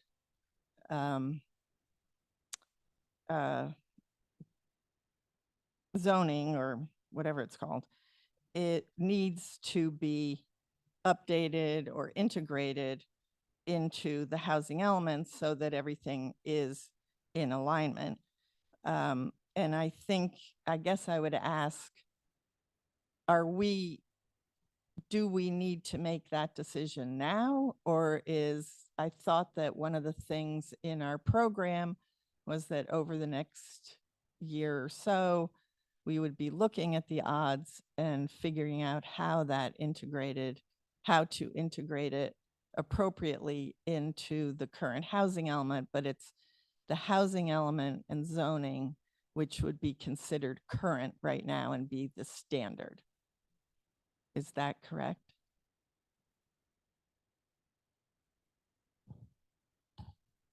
A couple things. I think, just to clarify, the R2 zone currently allows single-family dwellings and duplexes, right? So that's in the zoning ordinance now. As our odds is written currently, it is for projects that fall under Housing Accountability Act, State Density Bonus Law. So there's two separate tracks for projects, right? There's projects that are just standard projects without any affordable units. Those would fall under standard zoning. A project with some component of affordability would be subject to odds. So at this juncture, we're not looking to integrate odds and the current R2. We have specific development standards for the R2 that we're looking at amending, and we're leaving odds as is. Doesn't the two tracks you describe, I agree with you, and whether it's an SB 35 or SB 330, they would go through odds, that streamlining approach, but there's no affordability requirement in those provisions, are there? That kicks in for density bonus, doesn't it? Correct, yes. Under state law, yes. So arguably, someone could propose a multi-unit project meeting the density designation of that zone, 5 to 20 in that case of the R2, and propose 4 units and go track through odds with no affordability. Yes, I misspoke, yes. So they could do that currently. If they want to stay with the R2 underlying zone, it's limited to duplexes and single family homes currently, if perhaps not in the future, as housing choices. Correct. So our new inclusionary is separate from odds, or does that cover all housing in the future? Currently, I believe that it's drafted to cover all housing projects above a certain size, but you could Right. certainly make it applicable only to non-odds projects. Well, I'm not suggesting that. I'm just asking the question because it sounded like we were saying that if you came in with an odds project, it would not have any inclusionary or affordable housing component to it. It wouldn't by default, but if the applicant or the property owner seeked a density bonus, it obviously would at that point. Yes, it would already meet the requirements by design. So it would be, the inclusionary housing ordinance would apply, but wouldn't pose any additional burden on the developer. Right, okay. But also almost by design or by definition, if someone chose to go through the R2 provisions and they wanted a fourplex, they would be shuffled over to the odds provisions. Right? So there's no circumstance within which currently the way our code is drafted where a a triplex or a fourplex would ever be reviewed under R2.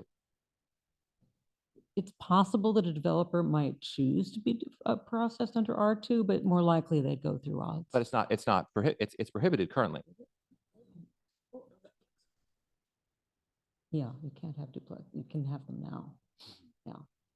I would defer to the planning director on that. So you're asking if someone came in with an application that's not an SB 35 or SB 330, but was a fourplex, would they be forced to go to the odds route? Well, yes, that's my Or question. choose the odds route? I mean, I would imagine they would say, no, I want to stay in the R2. I like the objective standards there, and I like the provisions of the R2 zone, and I would like to seek an exception or a waiver from that, which I presume the planning commission could grant. But given the streamlining and the provisions of Housing Accountability Act and SB 335 or 330, whichever they choose, why wouldn't they go through that approach? Right. There's more building choices available, There's- and Exactly, that, yes, if it's a fourplex, it would go to odds, because fourplexes are not allowed in R2. so perhaps the way we need to think about it, and Andrew, correct me if I'm wrong, and correct me if I'm wrong, that it's sort of self-selecting. If in the R2 zone, if someone wants to build the way it's currently drafted, a single family home or a duplex, they have every right to stay within the R2 planning arena. If they are proposing to achieve more density within the designations of the general plan, they can go through our objective design and development standards, which has a broader array of building types up to and including townhouses, bungalow courts, and fourplexes. They would go that route almost by directive, not so much by choice, because that's what would lead them. And so our codes are designed to regulate and to regulate based on the number of units they propose within the density. Does that make sense? Yes. You look perplexed, Sally, or I'm super confused. So my only question is, can you explain the merits of, in terms of getting more affordable housing, whatever it is, in terms of not including triplexes and fourplexes in the R2 zone, but making people go through odds? I don't understand. Well, the reason that's done is because odds is a form-based process. It doesn't look at square footages. It doesn't look at building the normal parameters that might be in a zone. But interestingly, our duplex, our R2 doesn't have a lot of objective standards anyway. But what it does is it layers on objective standards that is trying to apply as much discretionary review in a non-discretionary fashion. I mean, that's not correct way of saying it, but that's what it's intended to do. So it's to try to keep as much development within that zone within the broader parameters that the community has accepted or has developed. Whereas the R2 as a duplex zone is designed to, as it always historically has been, to allow for single family homes and duplexes. Right, so you're saying that making people go through odds to do fourplexes just means they've got less choice in terms of design? I mean, No. I mean, quite literally. And I believe if someone is to propose, again, what's currently proposed versus what's currently in our code versus what's proposed here tonight. If someone in the R2 zone wants to build a single family home with an ADU or without an ADU, they would apply under the R2 and be subject to design review. If you go through our odds program through the Housing Accountability Act, it's non-discretionary review. Am I correct about that? There's no design review associated with that. As long as you meet the qualifications of the standards outlined in our zoning there, you're not in front of the Planning Commission. You're not allowed to apply discretionary review at all. There Yeah. is no discretionary Yeah. process. And But I'm frankly, there's no secret review either, because there's no discretionary process. But I'm more interested in what it means for inclusionary housing. Our inclusionary ordinance would apply to either one, depending on the number of units. It wouldn't apply in the R2 zone if they went through that because it's 3 units, it's under 3 units. As they propose 4 units, it would be 15% of the 4 units. Right, but I don't understand why we don't allow the flexibility. What's the downside of allowing the flexibility by allowing triplexes and fourplexes in R2? Why do you want to make them go down one versus the other? We don't really care, do we? We just want to make sure that we get inclusionary housing and it's the same outcome. They still get that choice in terms of whether they want to streamline or not streamline and not go through CEQA and all those things they can choose, but why would we restrict them? Yeah, Andrew, do you have a thought on that? You know, why is there a substantive difference between someone presenting a fourplex and being shuffled through odds? Sally, I think the answer is they wouldn't go through R2 because having a fourplex would move it into odds by structure.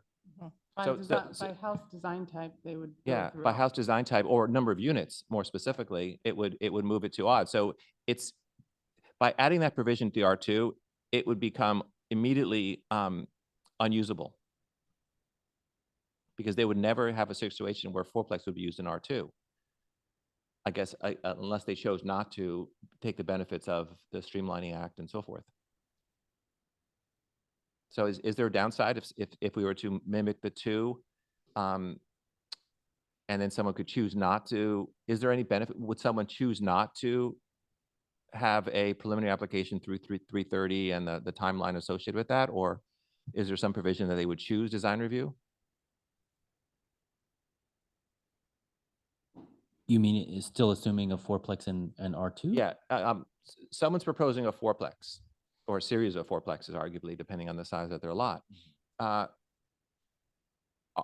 structure is designed to channel them towards odds and the provisions of that non-discretionary review, streamlined according to SB 330 or how they apply for that. Is there a circumstance where someone would choose to not receive the benefits of those process, but still have a fourplex and go through R2 design review? Is there any benefit for that? But I don't think you can because a fourplex is not a housing typology that's allowed in R2. But I think what Sally's suggesting is that if you mirrored them, Oh, if were. it was allowed in the R2, I understand that right now we've separated it so that you clearly define where they go based on their density and their housing choice. But if it was mirrored, as I think Mr. Allen had suggested, would that be a complication or is there some benefit to having that? You could also mirror it the other way and change odds to reflect the duplex only in the R2. So that there were no fourplexes allowed except in the T4 rather than in the T3. So there are choices in a discussion of which way you would rather go. And I think we also need to reflect back, and unfortunately, if you're an owner of multifamily housing zoning, then most likely that's in reality where redevelopment will occur and where low-income units will naturally be found. So it seems to me that when Belvedere Land Company originally laid out housing, which was way before zones, the zones wound up mirroring the housing that existed. So there were single family lots. There were, again, to try to make a variety of housing, there were duplexes, and then there were apartment buildings greater than duplexes in the R3 along roadways rather than along the fragility of the lagoon edges. So I think the cities, all cities in California are looking to add low-income housing through multifamily housing. And R2 and R3 are multifamily housing. Yes, we're putting a huge effort into ADUs, and we will continue to do that, and that can come into the R15 or R1 zones, so that ADUs can also help with low income. But as we've heard, if we create more, we need to figure out ways to bring in low income, but we also are trying to figure out a way to keep Belvedere looking and feeling similar to what it feels like now, but accommodating as much as possible. So I think that's the direction that people have gone in to date. If everyone wants to change that and change the way that we've been thinking about housing in Belvedere, well, then I guess that starts all over again. But the reality is we have our zones. The determination was to take out single family homes from multifamily because we need more density. The more single family homes you put into multifamily housing zones, you create less density there and force it all into one location rather than spread out. And so I think we also have to remind people that when you remove multifamily housing, you don't just remove it. If you take out a duplex and you want to put in a single family home, you still owe one unit from that duplex. It doesn't just disappear because you don't want it there. So as we've all seen, this is very complex. And in order to move forward, I think we've been trying to accommodate as possible what the state is requiring, when many of the state requirements make no sense, certainly make no sense in Belvedere, in such a small, tiny community. So are we suggesting that we're starting over? Is that where everyone's going here? Yeah. I don't think it's a suggestion to start over. I think we're trying to, specific to that question about as Rebecca pointed out, the different paths an application would take based on the number of units and the housing choice that they choose based on the density within the allowed density of our general plan, and potentially even additionally through a density bonus, what level of review or what path of review we would take. I would imagine that, I personally like the distinction between the two, that it makes it very clear if there's a 2+ unit development, it has to go through odds. And if it doesn't, it has to go through discretionary review through our design review Title 20. And I think that's the way Andrew and company and Ann, you formulated this to have that path clear and concise. So there's no change we're proposing there other than keeping what is in place. I believe it would be a very dangerous perspective to take and modify our odds, or propose to modify our odds to reduce the density product from what we have currently with HCD.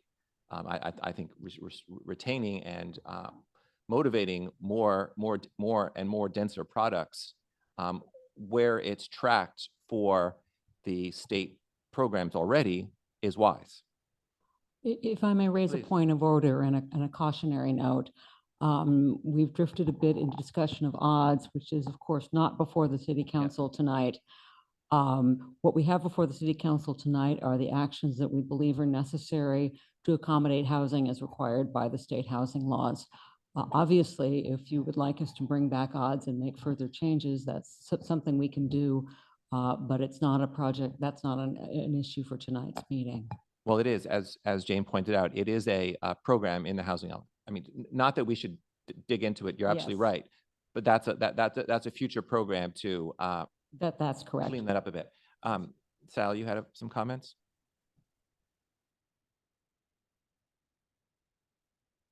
You're muted. sorry, just going back to this question of whether there's any benefit for developers to avoid odds and if we allow triplexes and fourplexes in the R2. My sense there is we don't know what we don't know. We have no idea whether we've thought about all of the limitations that odds might or might not impose. I'm not a developer, I don't know that. And so to me, well, all of this is the genuine commitment here is to try and create more housing and more affordable housing. Flexibility is good. And I don't understand the impetus to narrow. I hear what Jane says about not wanting completely diverse neighborhoods, and I understand that. My sense is that any single family homes, if they ever got developed, would be on the lagoon and would be more in keeping with all the other single family homes on the lagoon. So I don't know that would really be in conflict. So I just think if our genuine goal is to create more housing that will actually be rented, then more flexibility is better than less.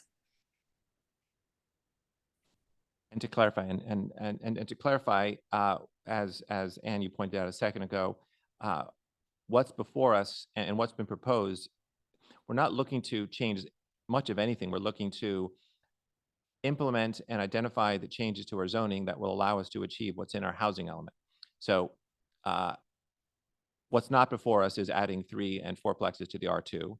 And frankly, I would recommend we don't do that. We leave it as it is and keep odds as it is, not that it's before us, because what's before us is to look at what will allow us to achieve what's in the plan.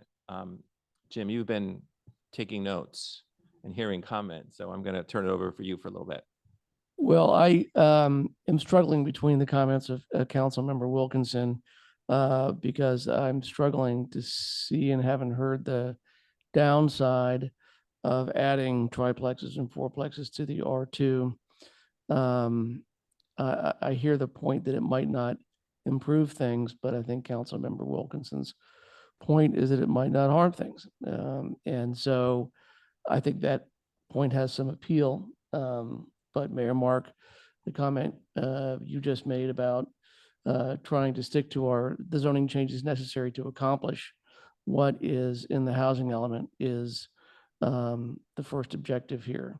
I defer to my colleagues, but I generally find that persuasive. And I'll echo the comment from Councilmember Cooper that it's probably impertinent to say this, but these burdens have been placed on us by the state and they're very difficult to accomplish. And it is a very difficult document to write and zoning changes to make. And I almost feel like we should just invite HCD to come down here and write our element for us. They seem to know what they wanted to say, but we're being pushed in directions that are new and are uncomfortable. And so I want to acknowledge that. And one other, this is a more modest comment, but something that Jim Allen raised is we may need to change the language in the MU zone as it concerns setbacks. I thought that made sense. I might observe that, again, what before us is what we are supposed to try and do by the end of the month. It has to be a by right process, which means no exercise of discretion. I would also note that expanding what's allowed in any of these zones would go beyond what's studied in the negative declaration. That doesn't mean we shouldn't come back and look at it another night. I'm just saying that perhaps tonight is not that night. I think that's a very persuasive point about trying to hit our timeline by the end of this month. Thank you. So if I can summarize, I think we understand that for a number of reasons, but the initial study and what's before us tonight, we don't want to change the R2 to add 3 and 4plexes. We're going to leave the tracking where it is. There's still an open discussion whether the prohibition against single-family homes is to keep it there. And my sense is I understand why it's there. because we want to channel as much multi-unit development in the multi-unit zones as we possibly can. And the consequence of, as Mr. Allen pointed out, monetizing a portion of the property to spread the density elsewhere does create inconsistent density across developments. I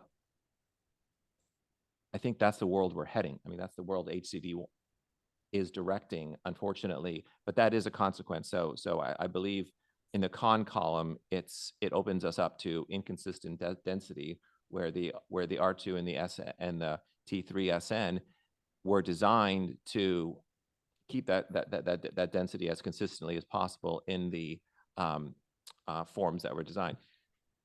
Jim, your comment about what's the difference if they have in the R3, I mean, in the R2, if they go a fourplex through the R2 process, aside from requiring subjective discretionary review, which would be a big issue, is odds lays out a lot of objective standards that wouldn't be contemplated in the R2.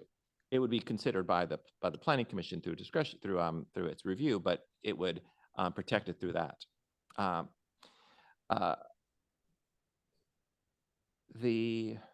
I believe those are the main points. I have a few quick comments, Andrew, if you or Alice are online. On page A8, off-street parking, it says a minimum of 4 units. It should be minimum of 4 spaces. We identify rear abutting space in both the R2, R3C, and R3. Maybe not the R3, but the R3C. It's 20 feet, and odds is 15 feet. Just want to, that should be reconciled. We're not changing odds, so either we leave it 20 feet if that's a choice, and we make a note to change that in odds in the future. In our R3C, we talk about, and R2, we talk about rear setback abutting water is 20 feet. In odds, it mentions 15 feet in the. I think it's 20. It's not. I just checked today. In water? Yeah. I mean, but let's not. I mean, I certainly could have seen an older draft. So let's just confirm that it's consistent with our current Title 22. And if it's not, and we want the 20 feet in there, which we can talk about as well, then we'll make a note when in our program to revise odds that we do so. On 827, the issue of JADU and ADU deed restriction provision, it's sort of a sequential approach you take there, where you first have to get the ADU, then if you deed restrict it, you can consider it the provisions of JADU. I think it needs to read something along the lines that an existing space that's already serviced in some form or fashion, that we need to present it and identify it to the appropriate tax districts that it would be ideally and hopefully exempt from their taxes. I don't know that a simple definition distinction will do it, because I don't know that the state would allow that definition. The definition is what the definition is. If we deed restrict it, why would they consider their definition is no longer valid? So I think there needs to be a little bit more in that process. I mean, I think the intent of the ordinance makes sense, but I think in a administrative manual or some other means, we need to clearly define how that would happen, because the intent is to have perhaps existing attached or detached second kitchens or unregistered or undocumented units be documented, and not let that documentation process alone cause that homeowner the hardship of additional taxes for the same coverage that they currently have through the district of fire district and the sanitary district. And I don't know that that distinction right there does it quite specifically. We've talked about the in lieu provisions, and I think we all generally have gone back and forth around this, and I think it's fine the way it is. My concern would be, one, is that decimal point issue, is how that's defined, and I'd love to get a better sense of best practices on that, because it seems a bit draconian that you know, at the very lowest level, it becomes 1. So I'd like a confirmation that that is in fact best practices and the standard approach in this arena. And the second point is, I think it's okay to leave it in there. We just need to confirm and recognize that the prevailing winds right now believe, meaning HCD, that that is a incentive for more housing. Others don't. We know that. And if it's not, what are the steps we could take to remain compliant? Because it's in our zoning then, if we adopt this ordinance through a second reading, would we take it out if HCD changed their minds? Like some comment or feedback for that, for a second reading. On page B5, you add alternative means of compliance for affordable units. And I guess my question is, it's cumbersome and awkward and inconvenient, and also really seems unrealistic and unnecessary. Is that a requirement? Do you need to provide in an ordinance alternate means of compliance? Because they just, for our community, seem completely unreasonable. Not unreasonable, just undoable and unnecessary. I think the intent is to provide flexibility, and if it's not providing flexibility, if it's just not feasible in Belvedere, then it doesn't meet the intent. Did anyone else read that or find that odd? Yes, I did. Yeah, it's the kind of thing that if, no one's going to put twice the affordability elsewhere because they don't want to put it here. I don't know that there's. Isn't it within a half a mile or a quarter of a mile? Yeah, I don't know that we have that. We just don't have that land. Um, But is it another thing where you put it in there even though it's not possible, so that it's something HCD requires? No, Oh, no, okay. no. It's the overall intent was just to provide more options and flexibility. And if it just really doesn't provide that, then there's no requirement or need for it. Yeah. And that doesn't seem like removing it does not seem like a substantive change. So. Okay, well, I mean, between now and then, I don't think that's a substantial change. So perhaps we could speak to a few property owners to see if that's even a viable, realistic option between now and then, which is doable, and we can assist you with that. And then finally, just real quickly, just a question. SB 10 eligibility criteria, is that subject to a variance?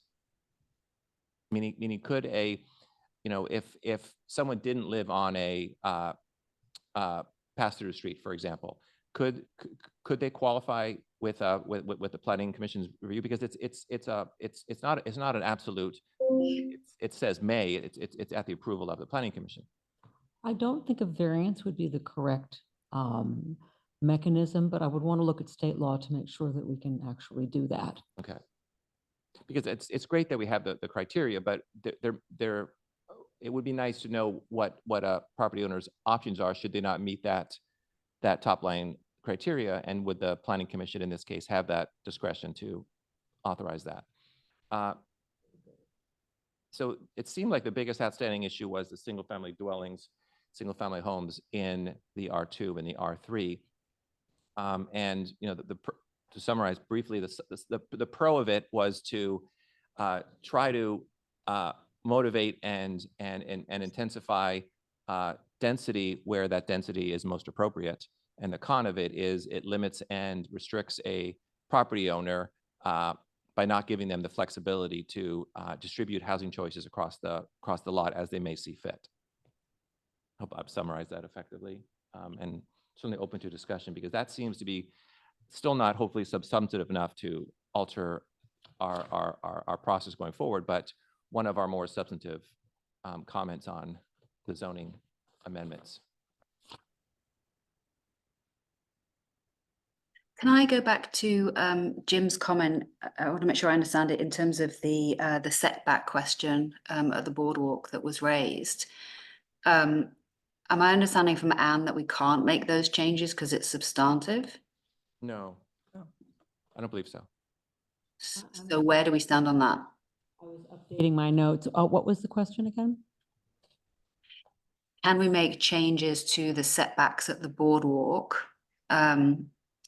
per Jim's suggestion, or is that a substantive change? I believe that it would be more a matter of clarifying what's already in there, because I believe the intent of the existing language is to only apply to the sides of the property that are right by the residences. So no, that would not be a substantial change. That would just be a clarification. Okay. I mean, I agree with Jim that should definitely be clarified. Can I ask, when it comes to single-family housing, we got the answer a little bit ago that if a single-family home was in the R2 and there was a second unit, an ADU built along with it, that would not trigger the inclusive housing obligation? That's correct. The inclusionary housing applies to 3 units or more. However, in the R2 zone, it's probably not typical just to develop one duplex on one of those lots, right? It sort of lends itself to more than one duplex per lot. So if you did the single family home, the ADU, and another duplex, then you'd be subject to inclusionary. Oh, I see. When you get to 4 or 3, 3 yeah. plus on the same lot. Yeah. Yeah. Okay. Thank you. I had some questions about in the zoning ordinance Exhibit B. I think it's on page B4. I'm not sure if you're using the paper version or, okay. I wondered, I didn't understand, kind of like Peter was saying, what was the purpose of that alternative? I didn't understand the purpose of paragraph O. First of all, it says any residential development creating 5 or more dwelling units. Isn't that in conflict with what we've just been talking about it as 3 or more or 4 or more? Where did 5 or more come from?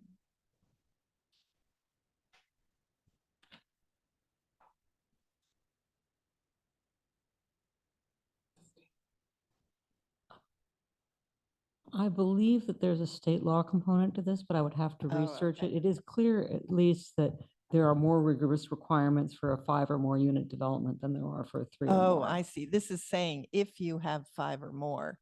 I believe then- that, Oh, I get it. Okay. So it sort of falls under that if you have 12 or more. It's that same idea? Okay. Okay. It didn't make sense to me the way it was written. Let's see.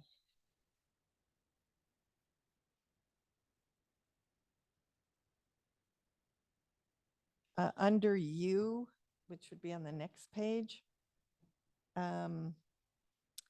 it says a residential development qualifying for density bonus shall receive the highest priority, and efforts will be made by staff and decision makers to provide technical assistance, consider project funding, provide the fastest turnaround. Do we add anything about a CEQA review in that?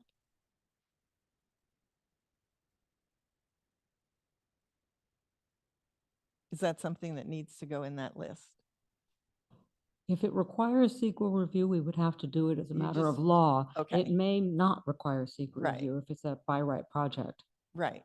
So that's what I was kind of getting at. I don't know what the wording would be, but it would be assist in determining if secret review is necessary or something. We may not need it. I was just thinking of additional things that could be helpful. I think it says processing requirements and Okay. CEQA, if it's required, is part of the process. Okay, thanks. I think that's all I had. I have so many pieces of paper. Oh, I did have a question. I know it's come up before. Do we have somewhere in there that talks about making sure that affordable units do get built if a developer gets the permits? Is there a way that they can change their mind after getting permits and not go through with the affordable units?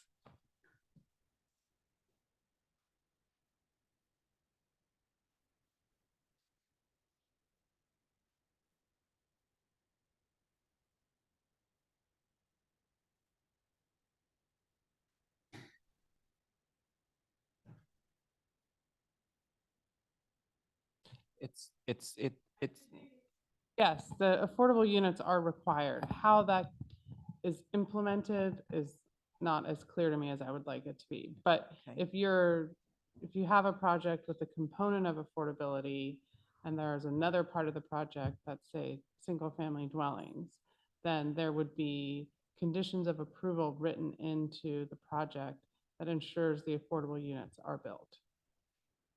Okay, so the conditions of approval may be the way that we, I think so. Okay. But maybe that, a little more research on our behalf. okay, Maybe but that's something we can work on Yep. then Yeah. subsequent to getting the housing element. And my last question, Andrew, is, do you feel that our zoning and the housing element are responding to everything that HCD wrote to us in May, so that when we submit this, do we feel secure that in fact we are meeting all their requirements, and therefore we would feel good about saying that we are in substantial compliance because we are able to address every one of their 12 or 13 conditions, so to speak. I think it's clear that this revised housing element makes progress towards addressing all of the comments in the HCD letter. The issue with Belvedere is that there's so many gray areas. Belvedere doesn't fall clearly into, for example, we talked about the sites. Well, there are very, very few sites that meet the stipulated criteria for lower income households. And so that's a gray area where we're trying our best to demonstrate the viability of the sites that we've identified to accommodate Belvedere's share of the lower income RHNA. But there isn't a clear yardstick against which we can measure ourselves. What I'm saying is there's discretion on the part of HCD whether we meet the standards. And so what I can tell you is we definitely have addressed all of their comments. Whether we've fully addressed them to their satisfaction is something that I think only HCD can tell us. But our process going forward is to resubmit. That starts the 60-day clock. HCD by law has another 60 days to review the element, but we're not going to wait until day 61 to find out if we got it right. We will follow up proactively, ask for interim meetings. I know from experience in other jurisdictions, probably at the 30-day point, HCD will give us a provisional checklist with some comments, questions, clarifications. And so we will work iteratively with them to understand, what, if anything else, needs to be done to get to certification, if that helps. So I get, in a nutshell, I would say we're making good progress. We're definitely addressing all their questions. I would expect that they will have questions and clarifications and maybe some other refinements to request. And I think, again, it's important to remind everyone that the city can only do the best it can to set up opportunities for this development. We have no control over whether any of this gets built or not. And so there is that kind of wall that's set up there. Is we're forced to do all this, but we have no control whether it actually gets built.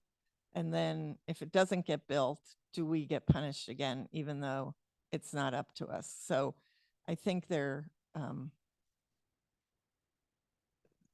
being asked to do a very difficult job. And I do believe that this draft does truly give our best. We felt we gave our best the first time, but in retrospect, we were a little naive, and I feel like we now have really put forth a very complete document.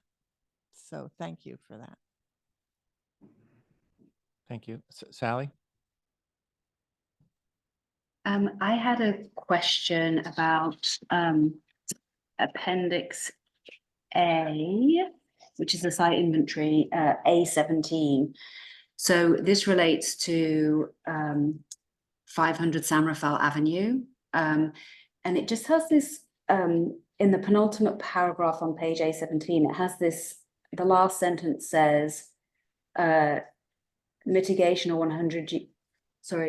mitigation or 100-year FEMA flood zones will be necessary through building permit review, fine, as well as CEQA mitigation measures tied to this environmentally sensitive area. Why are we raising the question of CEQA here when it's not mentioned on Sick Community Road, which is right next door, or on Mallard Point? Andrew, that was the email I sent you today. A couple changes that I think were just structural, that we had made the commitment to eliminate, very specific, process-oriented constraints that weren't addressed broadly, which they were in the sites. And we did it in others, but we didn't eliminate it from that one. So it's just an error. Because, I mean, we talk about constraints as far as the lagoon and everything else, but we've taken them out specifically for particular projects, and we didn't take it out on that one. So I think that was the note I'd sent to you today about that, among a couple other small edits. And then the other, just following on from what Jane said there and going back to the single family home question, I mean, her point is well taken there, that all we can do is set up opportunities for success. I think that's the language that's used, set up opportunities for success. And again, if we're hearing from developers that by not allowing single family homes without the ADU requirement, it is actually not setting them up for opportunities for success, it feels a bit tone deaf to then ignore that completely and insist on single family homes not being in the R2 zone.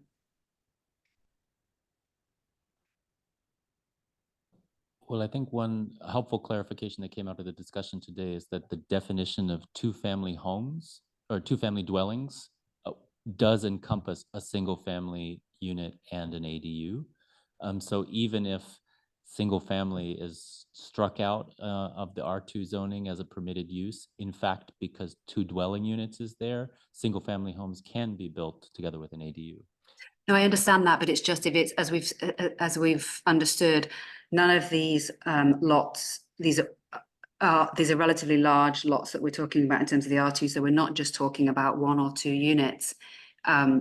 It could potentially push developers over into higher inclusionary requirements, particularly if it's not a fraction and it's anything above 0.0 pushes you up to the next level. So that's the only reason I see an impact, and it seems to push against the idea of setting up opportunities for success.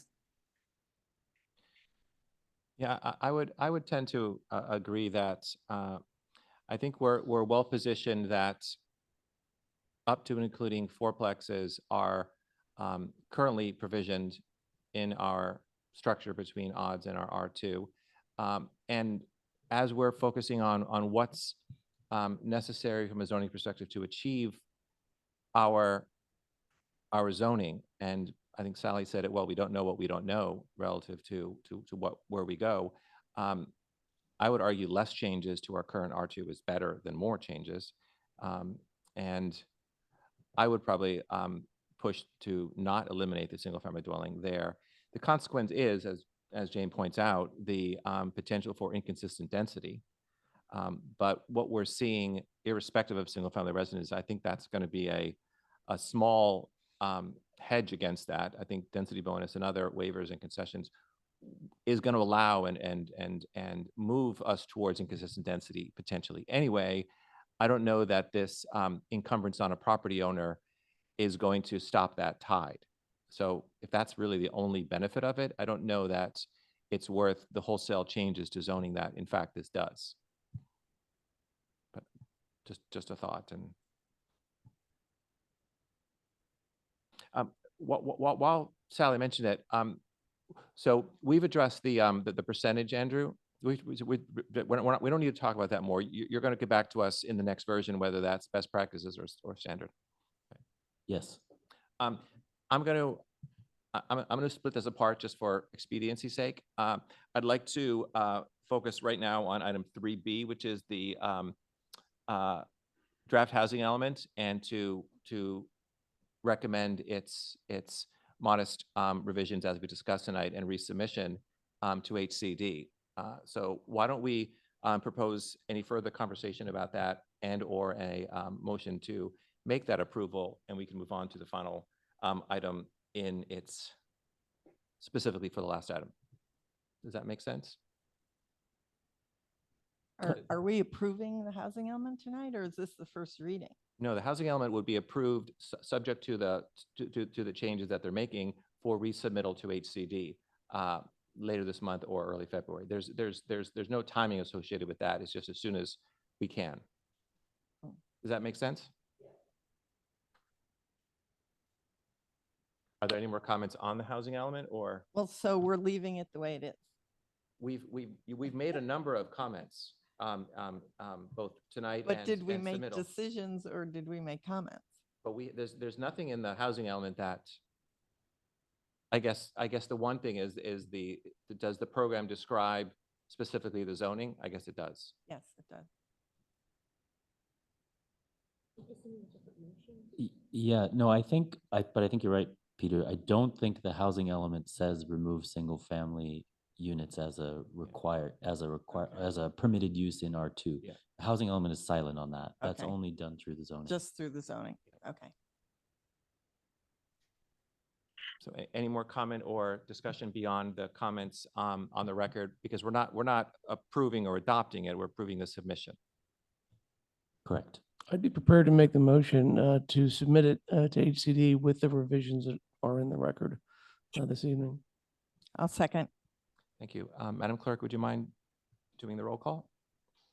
Councilmember Cooper, Yes. Mayor Mark, Yes, Councilmember Lynch, Yes. Councilmember Wilkinson. Yes.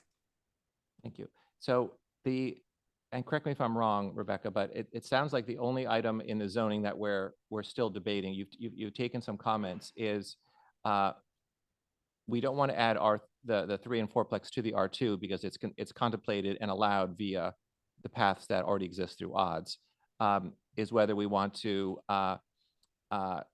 change our current R2 to eliminate the underlying single-family zoning, which, just to clarify, should someone want to build a single-family home with or without an ADU in the current R2, since there's no provisions in the R2 for a single-family home, it resorts to the underlying R1 zone, the R1L, for setbacks, FAR, and so forth.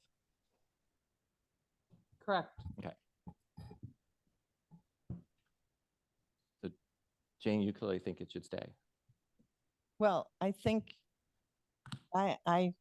I think our whole motivation is that in reality, R2 is a duplex zone, which due to some earlier, I would say, idea, they left in the opportunity to put in single family homes. But as I said, you do have to make up the numbers.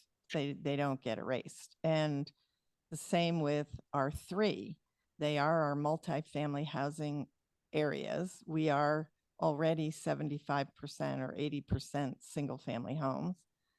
And this is our opportunity to increase density rather than lower the density. So if we allow single family homes in multifamily zoning, we're actually lowering the density.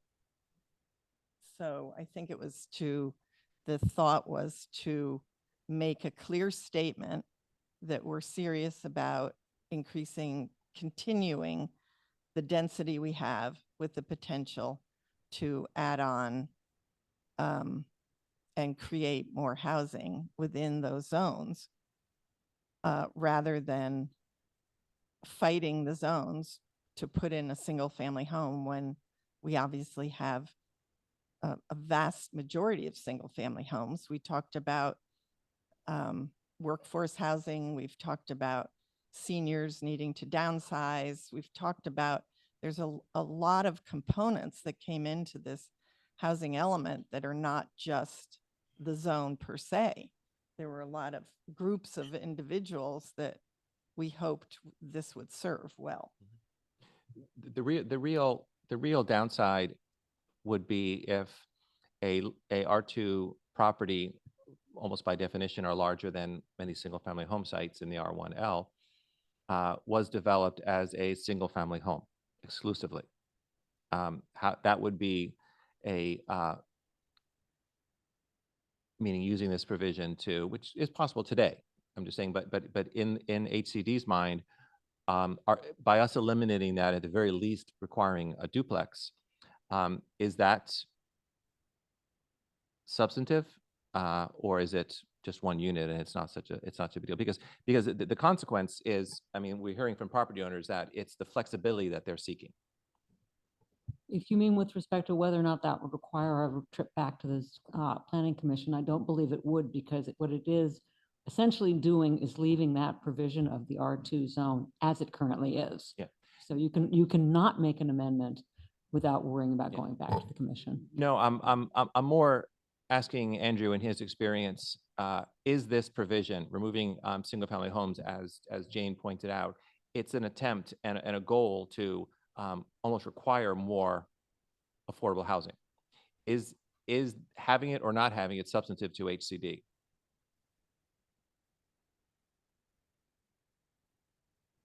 I mean, we have such few things to offer them. I don't understand. It seems to me every single unit is substantive at this point. We have so little that. Mhm. Yeah, that's, I think it would be considered significant, substantive, problematic by HCD if it was creating a constraint, if it could be construed to create a constraint. But I think maybe what we can do is put it in the housing element. We know we're going to get comments and questions from HCD. Put it in the submittal and see how they react to it to figure it out. Well, let me throw a proposal at you. Leave it. Yes, leave it in. Yes. Well, you just said it wasn't in the housing element. No, Well, that's correct. It's not. So it is not in the housing element. It is in the zoning. I believe that HCD will also be looking at the zoning. Okay. Well, in their my question is that one provision isn't necessary to achieve the zoning element, I would believe, nor does it compromise the initial study that was recently done from a project description perspective. Is there a way to put it in retroactively to our recommendation in the housing element and solicit feedback from HCD, and not change our R2 and make that change should they see it as a positive non-constraint and a positive move towards new development? Yes, but you would have to adopt a new resolution on the housing element to do that. Well, we could just say there's an additional comment. We're going to adopt a new resolution to include this new comment in its submission next month. Fair enough. Peter, can I make a comment? Please, I'm sorry. So I mean, I take your point about, in theory, these R2 zones, if we allow single family homes, it could just be a giant single family home. But the reality there is, even if we require it to be duplexes, it could be a single family home plus an ADU. So it's the same thing. We're not actually setting that up. It's already true within the duplex scenario. And I would think in terms of HCD, if we have our biggest landowner on the record saying he cannot build in circumstances where we get rid of the single family option, I don't know, and I'd love to hear this, Mandra, as well. I'm assuming that letter will also be included to HCD, and that would actually work against getting our housing element approved because they want us to create affordable housing, in particular, but housing.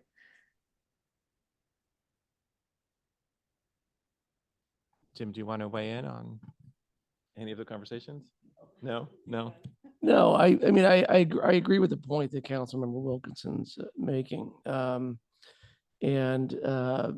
think on balance, if we leave the single family opportunity and language in R2, it probably gives us the best opportunity to road test how it's going to turn out. Take the feedback from HCD, And they'll be able to weigh the letter from the land company in light of that decision. Does that sit okay with you to make another motion to recommend the approval of the housing element for resubmittal pending this one change to the housing element that we're going to highlight the potential inclusion of restricting the R2 zone and the R23 zone by proxy to not single-family home as a use. I said that oddly, I apologize. But since it's not required or necessary to achieve the RENA allocation, we're not going to do it now, but we're looking for feedback to see whether it's perceived as a constraint or a motivator of more housing and in particular affordable housing. You could simply direct staff to put the question to HCD in the transmittal letter. Okay, so we don't need to adopt it, change it separately. Okay, so directed, if that's acceptable by the council. So. Do you, Andrew, do you believe you have enough taken the notes to bring back a second reading with the hopefully non-substantive changes we've suggested tonight? Yes, I think we do. So, and can you help me introduce? Happy to. So it says introduce and pass first reading. Read the title ordinance by motion and elect to waive further reading. I've never done this before, so if you Yes, can describe what we need to do. There is an arcane procedure set forth in the government code, which is often honored in the breach, but I think we ought to be consistent with it. The government code requires that you read an ordinance in full before, as part of the introduction and passing first reading, unless the council passes a motion to read by title only and waive further reading. So so someone makes the motion, the council passes the motion, and then after that, the chair would read just the title of the ordinance, and there'd be a motion to pass first reading of the ordinance. I can make that motion. You want to make which motion? The first motion, I hope. The first motion to read the title and waive further reading. Thank you. Thank you. Okay, now can I have a motion to read the title? We need a second for Councilmember Lynn. Sorry. Second. Can you do a roll call, please? Yeah, Sorry. Mayor Mark, Yes. Councilmember Cooper. Yes.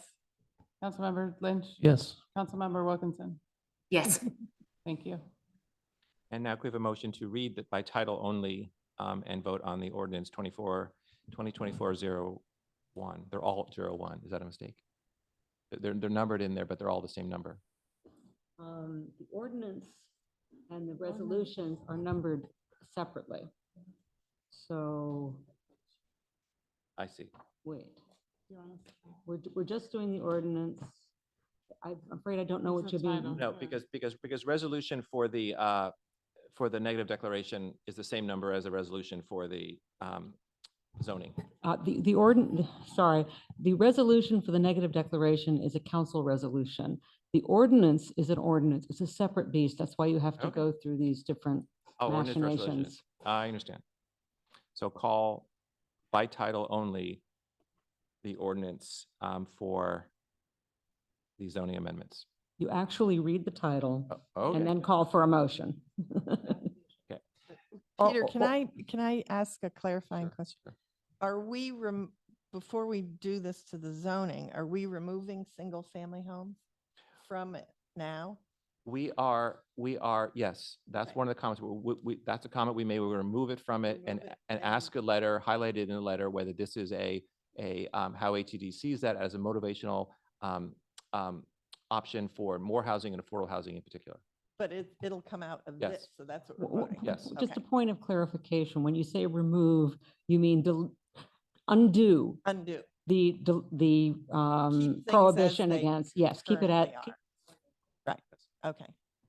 Thank you. So having passed the motion to read by title, an ordinance of the City Council of the City of Belvedere to amend chapters 19.08, 19.20, 19.24, 19.26, and 19.79, and to add chapters 19.41, 19.75, 19.95, and 19.96 to the city's Belvedere Municipal Code, all to comply with state housing law as amended this evening. Is there a I sec- so move. Is there a second? Second. Councilmember Cooper, Yes. Mayor Mark, Yes. Councilmember Lynch, Yes. Councilmember Wilkinson. Yes. Thank you. And I have been told we do not have an open forum tonight. So other than that, we will adjourn and thank you very much. Thank you, Mayor Mark. Thank you. Thank you, Sally. Feel better. Bye.